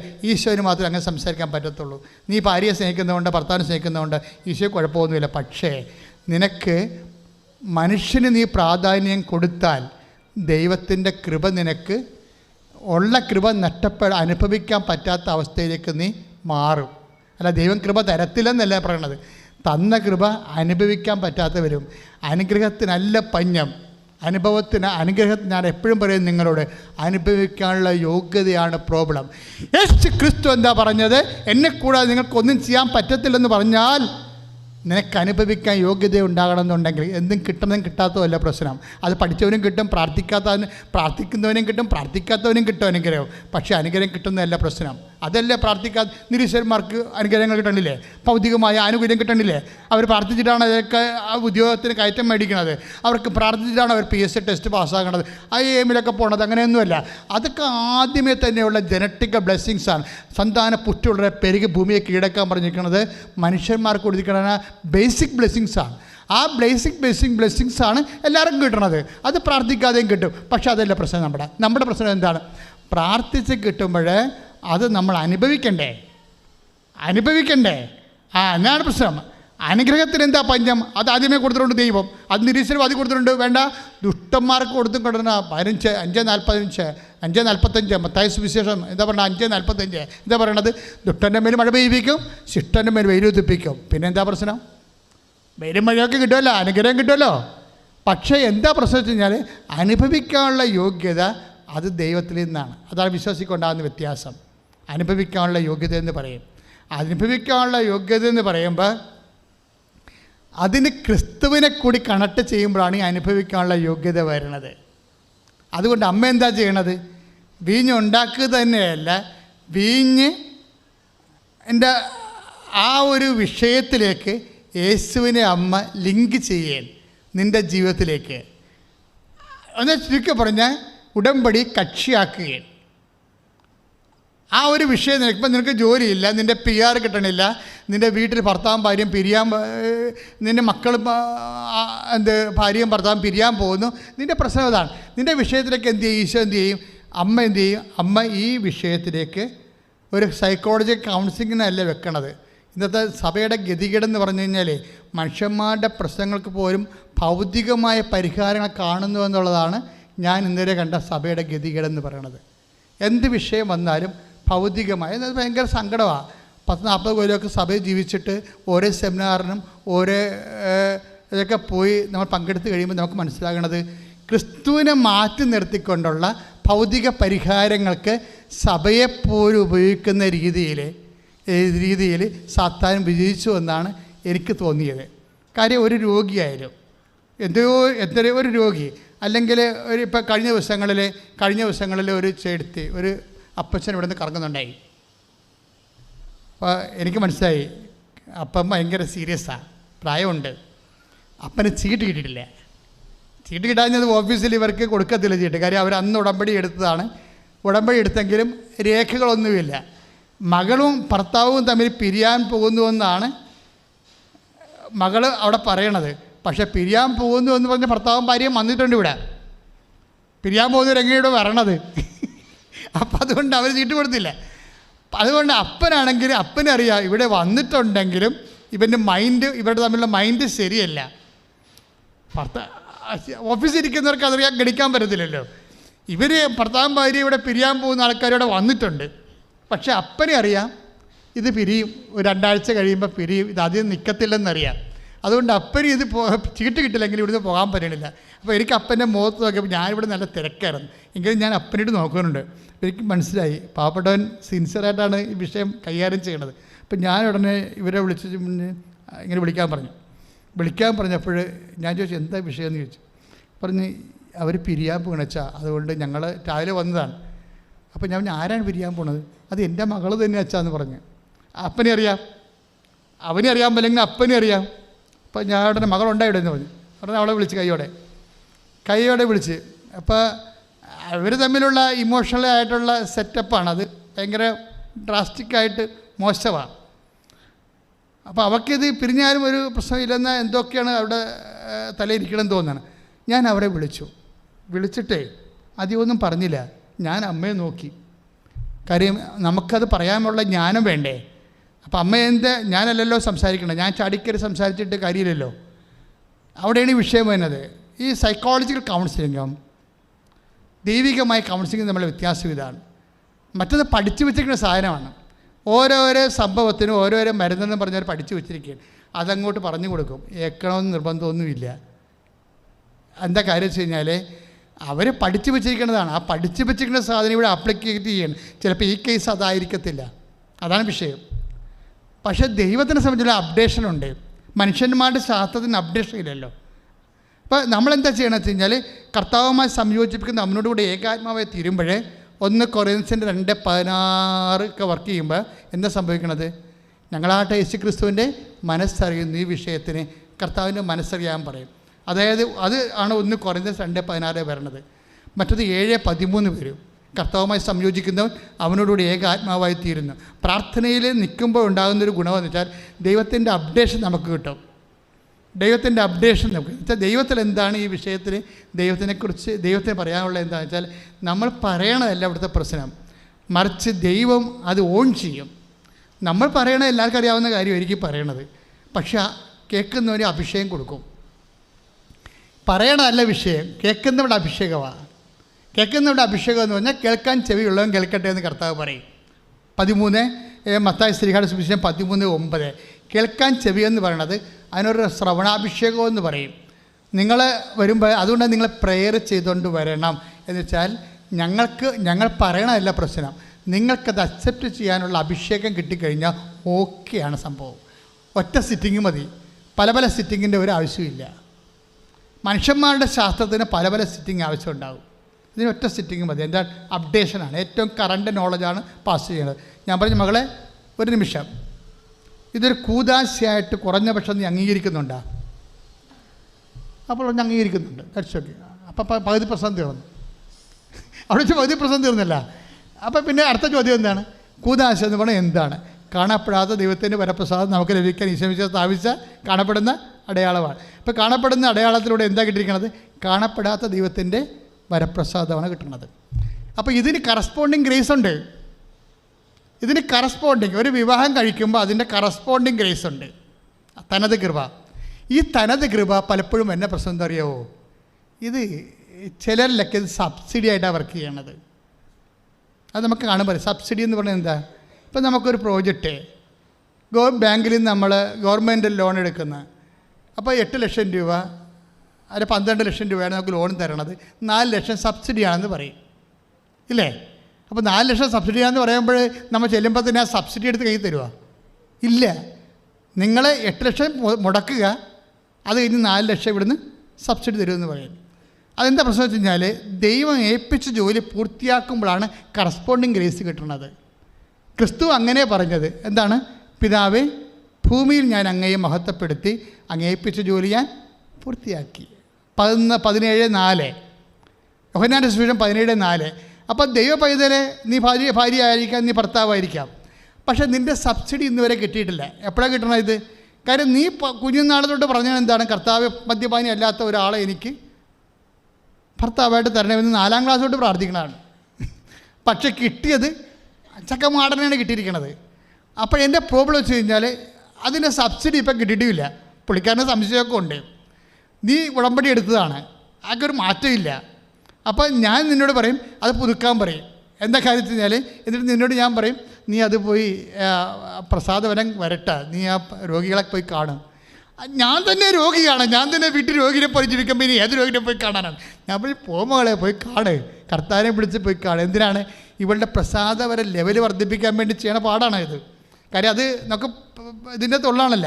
ഈ പ്രസാദം വർദ്ധിപ്പിച്ച് കഴിയുമ്പോൾ ഒന്നാമത്തെ കാര്യം ദൈവം ചെയ്യണ എന്താണെന്ന് നമുക്ക് മനസ്സിലാകും. അതായത് കാര്യം നമുക്ക് മനസ്സിലാകാത്തൊരു വിഷയമുണ്ട്. ഞാനീ ചെയ്ത് ഇപ്പം നിങ്ങൾക്ക് മനസ്സിലാകത്തില്ല, പിന്നീട് മനസ്സിലാവുമെന്ന് പറയത്തില്ലേ. അപ്പോൾ മനസ്സിലാക്കലിന് 2 വിഷയമുണ്ട്. 10 ദിവസത്തിൻ്റെ കാല് കഴുകത്തില്ലേ കർത്താവ്. അപ്പോൾ 13:7 എന്താ പറയണത്? എൻ്റെ കാല് കഴുകണ്ടെന്നല്ലേ അയാൾ പറയണത്. അപ്പോൾ കർത്താവ് എന്താ പറയണത്? ഞാനീ ചെയ്തത് എന്താണെന്ന് ഇപ്പം മനസ്സിലാവത്തില്ല, പിന്നീട് മനസ്സിലാവും. അപ്പോൾ പിന്നീട് മനസ്സിലാക്കാൻ പോണ കാര്യങ്ങളെ ഇപ്പം മനസ്സിലാക്കുന്നതാണ് ഈ പ്രസാദപരമെന്ന് പറയണത്. കുറച്ച് മനസ്സിലായ ഈ ഭർത്താക്കന്മാർ കാണിക്കുന്ന, ഭാര്യമാർ കാണിക്കുന്ന ചില കാര്യങ്ങൾ നമുക്കിപ്പം മനസ്സിലാവത്തില്ല, പക്ഷേ അത് പിന്നീടാണ് അത് അതിൻ്റെ കൃപ മനസ്സിലാകണത്. ആ പിന്നീട് മനസ്സിലാക്കാൻ പോകുന്ന കാര്യങ്ങൾ ഇപ്പം മനസ്സിലാക്കി തരുന്നതിനൊരു അഭിഷേകമുണ്ട്. മനസ്സിലായില്ലേ? അത് ആണ് ഈ ദൈവവുമായിട്ട് ഐക്യപ്പെടുമ്പോൾ ഉണ്ടാകുന്നത്, പ്രസാദവരം വർദ്ധിപ്പിക്കുമ്പോൾ ഉണ്ടാകുന്നത്. ഞാൻ പറഞ്ഞ മോളെ നീ ഈ പ്രോജക്റ്റ് എടുക്കുക, ഏതായാലും ഇത്രയും വരെ എടുത്തല്ല, ഇനി കുറച്ചുകൂടി എടുക്കണം. ഇതിൻ്റെ സബ്സിഡി എന്ന് പറയുമ്പോൾ ചിലപ്പോൾ ഓൺലൈനിൽ തന്നെ നമുക്ക് ഇപ്പം തന്നെ നമുക്ക് കിട്ടും. അത് ചിലപ്പോൾ കിട്ടണതിൻ്റെ മക്കളുടെ വളർച്ച കൊണ്ടോ വിശ്വാസം കൊണ്ടോ ഏതെങ്കിലും അക്കൗണ്ടിലേക്കാണ് വരണത്. ഇന്ന അക്കൗണ്ടിൽ തന്നെ വരണം നിർബന്ധമില്ല. അത് നമ്മൾ ശ്രദ്ധിക്കണം. അത് നിൻ്റെ കണ്ണീരിൻ്റെ ബലം. ഇപ്പം മോനിക്കയുടെ കണ്ണീരിൻ്റെ സബ്സിഡി കിട്ടിയ ആർക്കാണ്? അഗസ്റ്റിനല്ലേ കിട്ടിയത്? അയാൾ മെത്രാനായില്ലേ? ദൈവം ഏത് അക്കൗണ്ടിൽ കൊടുക്കുമെന്ന് നമുക്കറിയാൻ പറ്റില്ല. ഇന്ന അക്കൗണ്ടിൽ തന്നെ തരണമെന്ന് പറയേണ്ട കാര്യമില്ലല്ലോ. ആത്മീയത്തിൽ അങ്ങനെ പറയാൻ പറ്റത്തില്ല. അപ്പം മോനിക്ക നിക്ഷേപിച്ചു, അവൾക്ക് കിട്ടിയ സബ്സിഡി, കണ്ണീരിട്ട സബ്സിഡി അവൻ്റെ ഭർത്താവിന് വേണ്ടി പ്രാർത്ഥിച്ചതാണ്. വിശുദ്ധ മോനിക്കയുടെ ഭർത്താവ് തോന്നിവാസിയായ ജീവിതം ജീവിച്ച ആളാണ്. പിന്നെ മകനും അതിൻ്റെ പരിപാടിയൊക്കെ തുടങ്ങി. പക്ഷേ എങ്കിലും ഇതിൻ്റെ നിന്ന് മാറാതെ ഇതിൻ്റെ ഈ പ്രോജക്റ്റ് പൂർത്തിയാക്കി കഴിയുമ്പോൾ ഇതിൻ്റെ സബ്സിഡി വരും. സബ്സിഡി വരുന്നത് പറഞ്ഞത് 1.5 സബ്സിഡിയാണ്. എന്നാ വന്നത്? ഇയാൾ അവസാനം മെത്രാനാകും, പിന്നീട് ആരാകും? സഭാപാരംഗതനാകും, പിന്നീട് ആരാകും? വിശുദ്ധനാകും. അപ്പം ചില സബ്സിഡി ഇപ്പം നമ്മുടെ അക്കൗണ്ടിലോട്ട് വരത്തില്ല. ഇതൊരു ഒരു പ്രത്യാശയുടെ ജീവിതമാണ്. വാഗ്ദാനങ്ങൾ എപ്പോഴും കാത്തിരുന്ന് പ്രാപിക്കേണ്ടതാണ്. അതുകൊണ്ട് ഏതെങ്കിലും കാരണവശാൽ നിങ്ങൾക്ക് ഇപ്പോഴത്തന്നെ ചില പ്രാർത്ഥനയുടെ ഉത്തരം ഇപ്പം കിട്ടിയില്ല എന്ന് വിചാരിച്ചുകൊണ്ട് ഒരിക്കലും കിട്ടത്തില്ലെന്നല്ല. ആത്മീയത എന്ന് പറയുന്നത് 1 തിമോത്തി 4:8 അത് ഈ ജീവിതത്തിൻ്റെയും വരാനിരിക്കുന്ന ജീവിതത്തിൻ്റെയും വാഗ്ദാനങ്ങൾ ഉൾപ്പെടുന്നു. അപ്പോൾ ദൈവവചന ഈ മകളെ നിനക്കിപ്പോൾ ഭർത്താവിൽ നിന്ന് കിട്ടാത്ത ചിലപ്പോൾ സ്നേഹം കിട്ടുന്നില്ലായിരിക്കും. അയാളെക്കാൾ ബെറ്റർ ആയിരിക്കും ചിലപ്പോൾ നിൻ്റെ ഓഫീസ് വർക്ക് ചെയ്യുന്ന മറ്റു പുരുഷന്മാർ. കറക്റ്റാണത്. അയാളെക്കാൾ ബെറ്റർ ആണല്ലോ. അതല്ലേ ഇവിടുത്തെ പ്രശ്നം. നമ്മുടെ കുരിശെന്ന് പറഞ്ഞാൽ എന്താണ്? നമ്മുടെ ഭർത്താവിനേക്കാൾ കരുതലുള്ളവരും സ്നേഹമുള്ളവരുമാണ് നമ്മുടെ ഓഫീസ് വർക്ക് ചെയ്യുന്ന മറ്റ് സാർമാരും. അവർ നമ്മുടെ ഭർത്താവല്ല, പക്ഷെ നമ്മുടെ ഭർത്താവിന് കിട്ടാത്ത സ്നേഹം നമുക്ക് കിട്ടിയിരിക്കുകയാണ്. അതാണ് നമ്മുടെ കുരിശ്, അതാണ് നമ്മുടെ പ്രശ്നം. ഈ പ്രശ്നത്തെ എങ്ങനെ പ്രസാദപരമാക്കാൻ പറ്റും, എങ്ങനെ ആക്കാൻ പറ്റും? ഇത് നിനക്ക് വേണമെങ്കിൽ ദൈവത്തോട് അവിശ്വസ്തത കാണിക്കാം, എന്നിട്ട് നിനക്ക് താൽക്കാലികമായ സ്നേഹം തരുന്ന ആൾക്കാരോട് വിശ്വസ്തത കാണിക്കാം. അപ്പോൾ എന്നാ പറ്റണത്? അപ്പോൾ 1 കൊറിന്ത്യൻസ് 15:19 വർക്കൗട്ട് ചെയ്യും. എന്താണ്? ഈ ജീവിതത്തിന് വേണ്ടി മാത്രമാണ്, പറഞ്ഞേ, വേണ്ടി മാത്രമാണ് നിങ്ങൾ യേശുക്രിസ്തുവിലെ പ്രത്യാശ അർപ്പിച്ചെങ്കിൽ നിങ്ങളെ എല്ലാ മനുഷ്യരെക്കാളും ഹതഭാഗ്യരാണ്. അപ്പൊ ആദ്യം ഹതഭാഗ്യം ഉണ്ടാകാം, അവസാനം ഹതഭാഗ്യം ഉണ്ടാകാം. നിങ്ങൾ തീരുമാനിച്ചാൽ മതി ഏതാണ് വേണ്ടതെന്ന്. മനസ്സിലായില്ലേ? 1 കൊറിന്ത്യൻസ് 15:19 വചനം പറഞ്ഞ് ഈ ജീവിതത്തിന് വേണ്ടി മാത്രമാണ് നിങ്ങൾ യേശുക്രിസ്തുവിലെ പ്രത്യാശ അർപ്പിച്ചെങ്കിൽ എല്ലാ മനുഷ്യരെക്കാളും ഹതഭാഗ്യരാണ്. അപ്പൊ യേശുക്രിസ്തുവിൽ പ്രത്യാശ അർപ്പിക്കുന്നത് എന്തിനു വേണ്ടിയാണ്? വരാനിരിക്കുന്ന ജീവിതത്തിൽ. അതായത് 1 തിമോത്തി 4:8 ആത്മീയത എന്ന് പറയുന്നത് അത് വാഗ്ദാനങ്ങൾ ഉൾക്കൊള്ളുന്നതാണ്. എന്തിൻ്റെ വാഗ്ദാനമാണ്? ഈ ജീവിതത്തെക്കുറിച്ച് വാഗ്ദാനമുണ്ട്. പിന്നെന്താണ്? വരാനിരിക്കുന്ന ജീവിതത്തെക്കുറിച്ച് വാഗ്ദാനമുണ്ട്. നിന്റെ ഭർത്താവ് നീ കൊടുക്കുന്ന സ്നേഹം തിരിച്ചു കിട്ടണില്ല. ഏത് അപ്പന്മാർക്കാണ്, ഏത് മക്കൾക്കാണ് പൂർണ്ണമായിട്ട് അപ്പന്മാരുടെ സ്നേഹവും അതുപോലെ തന്നെ അമ്മമാരുടെ സ്നേഹവും കിട്ടിയിരിക്കുന്നത്? നമ്മളൊരു തടിതിരിഞ്ഞ് വരുമ്പോൾ, ഞാൻ 10ാം ക്ലാസ് പാസ്സായപ്പോൾ തന്നെ അപ്പം മരിച്ചുപോയി. അപ്പോൾ നല്ല ബുദ്ധിമാനായ മനുഷ്യനും പാവപ്പെട്ടവനായിരുന്നു. കഷ്ടപ്പാട് കൊണ്ട് ജോലി ചെയ്ത് അവസാനം വരെ ജോലി ചെയ്ത ഒരാളാണ്. പക്ഷേ നമുക്ക് തിരിച്ച് സ്നേഹിക്കാൻ പറ്റിയിട്ടില്ല. ഈ ജീവിതത്തിൽ പൂർണ്ണതയുണ്ട്. പക്ഷേ ഇന്ന് ഞാൻ അപ്പനെ ഓർത്ത് എപ്പോഴും കുർബാന ചെയ്യുമ്പോൾ ഓർത്ത് പ്രാർത്ഥിക്കും, അപ്പന് ഏതായിരുന്നു നല്ലത്? അന്ന് ഞാൻ സ്നേഹം കൊടുത്തിരുന്നതാണോ നല്ലത്, അതാ ഇപ്പം അപ്പനെ ആത്മാവിൽ ഓർക്കുന്നതാണോ നല്ലത്? ഭാഗധേയം, അതാണ് ഞാൻ ചോദിച്ചത്. അപ്പന് ഏതാണ് നല്ലത്? 15 വയസ്സിൽ എനിക്ക് കാര്യങ്ങൾ അറിയാൻ പറഞ്ഞ കാലത്ത് ഞാൻ അപ്പനെ സ്നേഹിച്ചിരുന്നായിരുന്നു അപ്പന് നല്ലത്, അതോ അന്ന് എനിക്ക് അപ്പം മരിച്ചതിന് ശേഷം ഇന്ന് ഞാൻ അപ്പനെ ഓർത്ത് അപ്പന് വേണ്ടി പ്രാർത്ഥിച്ച്? കാര്യം എന്നെ സംബന്ധിച്ചിടത്തോളം നിങ്ങളൊന്ന് മനസ്സിലാക്കണം, ഞാൻ അമ്മയെ നേരെ കണ്ട ആളാണ്. 2 പ്രാവശ്യം ഇവിടെ വെച്ച്, ഈജിപ്തിൽ വെച്ചും. ഇത് അമ്മ എൻ്റെ വായിൽ കൈയിട്ടതാണ്. ഞാൻ അമ്മയുടെ കാലെ പിടിച്ചതാണ് ശരിക്കും. അതിനുശേഷം ഈ പ്രസംഗമൊക്കെ നല്ലതാകാൻ തുടങ്ങിയത്. അത് 2010 സംഭവിച്ചൊരു വിഷയമാണ്. പക്ഷേ ഞാനൊന്ന് ചോദിക്കട്ടെ, അതായത് ഈ ദൈവത്തെക്കുറിച്ച് നമ്മൾ നേരിട്ട് കണ്ട് എന്താണ് പുനരുദ്ധാനം, മരിച്ചു കഴിഞ്ഞുള്ളവരുടെ ജീവിതം എന്താണ് എന്ന് നമ്മൾ മനസ്സിലാക്കി കഴിഞ്ഞാൽ, ഞാൻ ആ ഒരു പശ്ചാത്തലത്താണ് ഞാൻ നിങ്ങളോട് ചോദിക്കണത്. അമ്മമാതാവ് ജീവനോടെ പ്രത്യക്ഷപ്പെട്ട അൾത്താരയിൽ ജീവിക്കുന്ന കർത്താവിന് തിരുസന്നിധിയിൽ നിന്നുകൊണ്ട് ഞാൻ ദൈവജനത്തോട് ചോദിക്കുകയാണ്, കഴിഞ്ഞ കാലങ്ങളിൽ നിങ്ങൾക്ക് ലഭിച്ച മനുഷ്യമായ സ്നേഹമോ സന്ധിപ്പോ ആണോ വലുത്? നിത്യത ലഭിക്കാൻ പോകുന്ന ദൈവത്തിൻ്റെ സമാശ്വാസമാണോ വലുത്? ഏതാണ് വലുത്? ദൈവത്തിൻ്റെ സമാശ്വാസം. അതുകൊണ്ടാണ് ഭാഗധേയം എന്ന് പറയണത്. എന്താ ഭാഗധേയം എന്ന് പറയുന്നത്? എന്താണ്? ഈ ജീവിതത്തിന് വേണ്ടി മാത്രമാണ് നിങ്ങൾ യേശുക്രിസ്തുവിൽ പ്രത്യാശ അർപ്പിച്ചെങ്കിൽ നിങ്ങൾ എല്ലാ മനുഷ്യരെക്കാളും നിങ്ങൾ ഹതഭാഗ്യരാണ്. അപ്പം ഈ ഹതഭാഗ്യം എന്ന് പറയുന്ന സംഭവം ആദ്യം വേണം അവസാനം വേണം തീരുമാനിച്ചാൽ മതി. പറഞ്ഞ മനസ്സിലായില്ലേ? 1 കൊറിന്ത്യൻസ് 15:19 ഈ ജീവിതത്തിന് വേണ്ടി മാത്രമാണ് നിങ്ങൾ യേശുക്രിസ്തുവിൽ പ്രത്യാശ അർപ്പിച്ചെങ്കിൽ എല്ലാ മതങ്ങളുമുള്ളവരെ 15 പേര് എന്താ ചെയ്യണത്? ഈ ജീവിതത്തിന് വേണ്ടിയാണ് അവരുടെ ദൈവസങ്കല്പങ്ങളൊക്കെ ആശ്രയിക്കുന്നത്. പക്ഷേ when we come to Jesus, നമ്മൾ യേശുക്രിസ്തു പ്രത്യാശ അർപ്പിക്കുന്നത് എന്തിനാണ്? ഈ ജീവിതത്തിന് വേണ്ടിയും വരാനിരിക്കുന്ന ജീവിതത്തിന് വേണ്ടിയും. അപ്പോൾ എന്തെങ്കിലും കാര്യങ്ങൾ ഭർത്താവിൽ നിന്നോ ഭാര്യയിൽ നിന്നോ മക്കളിൽ നിന്നോ നിങ്ങൾക്ക് കുറഞ്ഞു പോയെന്ന് തോന്നിയാൽ കർത്താവ് പറയുന്നൊരു വാക്കിൽ നിങ്ങൾക്ക് വിശ്വസിക്കാം. എന്താണ്? എന്തെങ്കിലും കുറവ് വന്നാൽ ഞാൻ തിരിച്ചു വരുമ്പോൾ തന്നു കൊള്ളാമെന്ന്. 10:35 ഒരു വാക്കറിയാവോ? അത് എന്താണത്? സമറിയയുടെ കഥ പറയുമ്പോൾ കർത്താവ് പറയണതാണ്. നിത്യജീവൻ്റെ കാര്യങ്ങൾ പറയുമ്പോൾ കർത്താവ് പറയുന്ന വാക്കാണ്. നിത്യജീവനെ മുൻനിർത്തിക്കൊണ്ടാണ് പറയണത്. എന്തെങ്കിലും അവിടെ തിരിച്ചു വരാൻ പോണത് ആരാണ്? ഐ വിൽ കം ബാക്ക് എന്ന് പറഞ്ഞ ആരാണ്? ലോകരാശിയോട് ഞാൻ തിരിച്ചു വരാം എന്ന് പറഞ്ഞത് ആരാണ്? കർത്താവാണ് പറഞ്ഞത്. മാറാനാഥ എന്ന് പറഞ്ഞുകൊണ്ടാണല്ലേ ആദിമസഭ ശ്വസിച്ചുകൊണ്ടിരുന്നത്. മാറാനാഥ, മാറാനാഥ, കർത്താവേ വരണമേ, കർത്താവേ വരണമേ. നമ്മൾ കർത്താവിന് വരവ് നോക്കി പാർക്കുന്നവരാണെങ്കിൽ അവൻ വരണ എന്തിനാണ് വരണത്? ഇതാ ഞാൻ വരുന്നു, എൻ്റെ സമ്മാനവും കൊണ്ടുവരുന്നു. അപ്പോൾ യേശുക്രിസ്തു പ്രത്യാശ അർപ്പിക്കുന്നവനെ നിത്യത അവൻ്റെ ഒരു കണ്ണ് വെച്ചിരിക്കുന്ന സ്ഥലമാണത്. ഇവിടെ എന്തെങ്കിലും കുറഞ്ഞു വന്നാൽ 10-35 വർക്കൗട്ട് ചെയ്യും. എന്താണ്, സമറിയക്കാരനെ കൊണ്ടുപോയി, ആ നല്ല സമറിയക്കാരൻ കൊണ്ടുപോയി ആ കള്ളനൻ ആക്രമിക്കപ്പെട്ട മനുഷ്യനെ സത്തത്തിലാക്കിയിട്ട് ശുശ്രൂഷിച്ചതിന് ശേഷം പറഞ്ഞ് കുറവ് വരുമെന്ന് എനിക്കറിയാം. എങ്ങനെ ശുശ്രൂഷിച്ചാലും കുറവ് വരും. ഭാര്യ ഭർത്താവിനെ ശുശ്രൂഷിച്ചാലും ഭർത്താവ് ഭാര്യനെ ശുശ്രൂഷിച്ചാലും കുറവ് വരും. മക്കൾ അമ്മനെ ശുശ്രൂഷിച്ചാലും അമ്മ മക്കളെ ശുശ്രൂഷിച്ചാലും കുറവ് വരും. പക്ഷേ ഒരാളെ ലോകത്തോട് പറഞ്ഞിട്ടുള്ളൂ, കുറവ് വന്നാൽ നികർത്തിക്കൊള്ളാവുന്ന. ഓൺലൈനിലുള്ളവർ ശ്രദ്ധിക്കുക, രോഗസൗഖ്യ പ്രാർത്ഥനയുടെ സമയമാണ്. കർത്താവ് നിങ്ങളെ സുഖപ്പെടുത്തുന്ന സമയമാണ്. ഒരാരാധനയുടെ കാലം എത്രയാണെന്ന് നമുക്കറിയത്തില്ല. കാര്യം ഇവിടെ സാക്ഷ്യം പറയാൻ വരുന്നവർ പണ്ടത്തെ ആരാധനയൊക്കെ യൂട്യൂബിൽ കൂടിയിട്ട് സാക്ഷ്യം പറയാൻ വരുന്ന ആൾക്കാർ വരുന്നുണ്ട്. കാലമില്ലാത്ത ഒരു ആരാധനയാണ് ഉടമ്പടി ധ്യാനം എന്ന് പറയുന്നത്. ഏത് ധ്യാനം എടുത്താലും നിങ്ങളുടെ പ്രാർത്ഥനാപുരം കൂടി ആ കർത്താവിൻ്റെ സാന്നിധ്യം ലഭ്യമാണ്. കാര്യം അത് കർത്താവ് പറഞ്ഞ വചനങ്ങൾ അതിൻ്റെ അകത്തുള്ളത്. കൃപാസനത്തിലെ വചനം പറയുമ്പോഴപ്പം ശ്രദ്ധിക്കേണ്ടത് കർത്താവ് സംസാരിക്കുന്ന ലിങ്കിങ്ങിലൂടെയാണ്. ഒരു വചനത്തെ എടുത്ത് കർത്താവിൻ്റെ മനസ്സ് വെളിപ്പെടുത്താൻ വേറെ വചനം നൽകിയിട്ട് ലിങ്ക് ചെയ്യും. അപ്പോൾ കർത്താവിൻ്റെ പുതിയ മനസ്സ് വെളിപ്പെടും. ഓരോരുത്തർക്കും ഓരോ സാഹചര്യം അനുസരിച്ച് കർത്താവ് അവരോട് സംസാരിക്കും. അതാണ് അഭിഷേകത്തിൻ്റെ ഒരു ഒരു ഒഴുക്കിൻ്റെ രീതി. അതാണ്.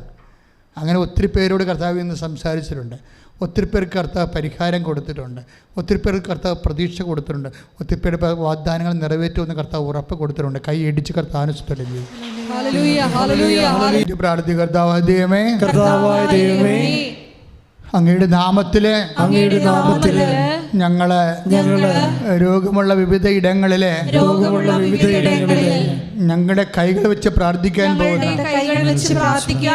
പ്രാർത്ഥനയുടെ ഈ നിമിഷം വിശ്വാസ സഹസ്രങ്ങള് നിന്നെ ആശ്രയിച്ച് പ്രാർത്ഥിക്കുന്ന ഈ നിമിഷം കർത്താവേ ഞങ്ങളുടെ കൈകളെ അങ്ങയുടെ കൈകളായി തിരുമുറുവാർന്ന അത്ഭുതകരങ്ങളായി മാറ്റണമേ. അടിപ്പിണർ പോലെ വൈദ്യുത ആഘാതം പോലെ ദൈവിക ശക്തി ഈ നിമിഷം ഞങ്ങൾ ഇറങ്ങി വസിക്കട്ടെ. ഞങ്ങൾ പൂർണ്ണമായി സൗഖ്യം പ്രാപിക്കട്ടെ. ഞങ്ങൾ പൂർണ്ണമായി വിടുതൽ പ്രാപിക്കട്ടെ. ഹൃദയ രോഗികളെ ഹൃദയഭാഗങ്ങൾ കൈവച്ച് പ്രാർത്ഥിക്കേണ്ടതാണ്. കരൾ രോഗികളെ ഹൃദയത്തിൻ്റെ അടിയിൽ കൈവച്ച് പ്രാർത്ഥിക്കേണ്ടതാണ്. ഉദര രോഗികൾ വയറ്റിൽ കൈവച്ച് പ്രാർത്ഥിക്കണം. മക്കളില്ലാത്തവരെ, സിസ്റ്റ് രോഗികളൊക്കെ ചെറുകുടലിലെ കുരുക്കളുള്ളവരും ഗർഭാശയത്തിൽ മുഴകളുള്ളവരൊക്കെ ഊടിൻ്റെ താഴെ അടിവയറ്റ് കൈവച്ച് പ്രാർത്ഥിക്കണം. കിഡ്നി രോഗികൾ നടുവിൽ കൈവച്ച് പ്രാർത്ഥിക്കണം. സ്പോണ്ടിലോസിസിൻ്റെ അസുഖമുള്ളവർ, തൈറോയ്ഡ് രോഗികൾ കഴുത്തിൽ കൈവച്ച് പ്രാർത്ഥിക്കണം. ശിരസ് രോഗികൾ, ശിരസ് സംബന്ധമായ രോഗമുള്ളവർ, ശിരസിൽ മാറാത്ത തലവേദന ഉള്ളവർ, അതുപോലെ പഠിക്കുമ്പോൾ ബുദ്ധി ഓർമ്മശക്തി കുറഞ്ഞുള്ളവരൊക്കെ നെറ്റിയിൽ കൈവച്ച് പ്രാർത്ഥിക്കണം. മുടി കൊഴിഞ്ഞു പോകുന്നവർ ശിരസ് കൈവച്ച് പ്രാർത്ഥിക്കണം. എല്ലാം കർത്താവ് തന്നതാണ്. കർത്താവ് തന്നു, കർത്താവ് എടുത്തു എന്ന് ജോബ് പറയുമ്പോഴേ എടുത്ത കാര്യങ്ങൾ തിരിച്ചു കൊടുക്കുന്നുണ്ട് ജോബിന്. നിനക്കും തിരിച്ചു തരുമെന്നാണ് കർത്താവ് പറയുന്നത്. ശ്രദ്ധിക്കട്ടെ.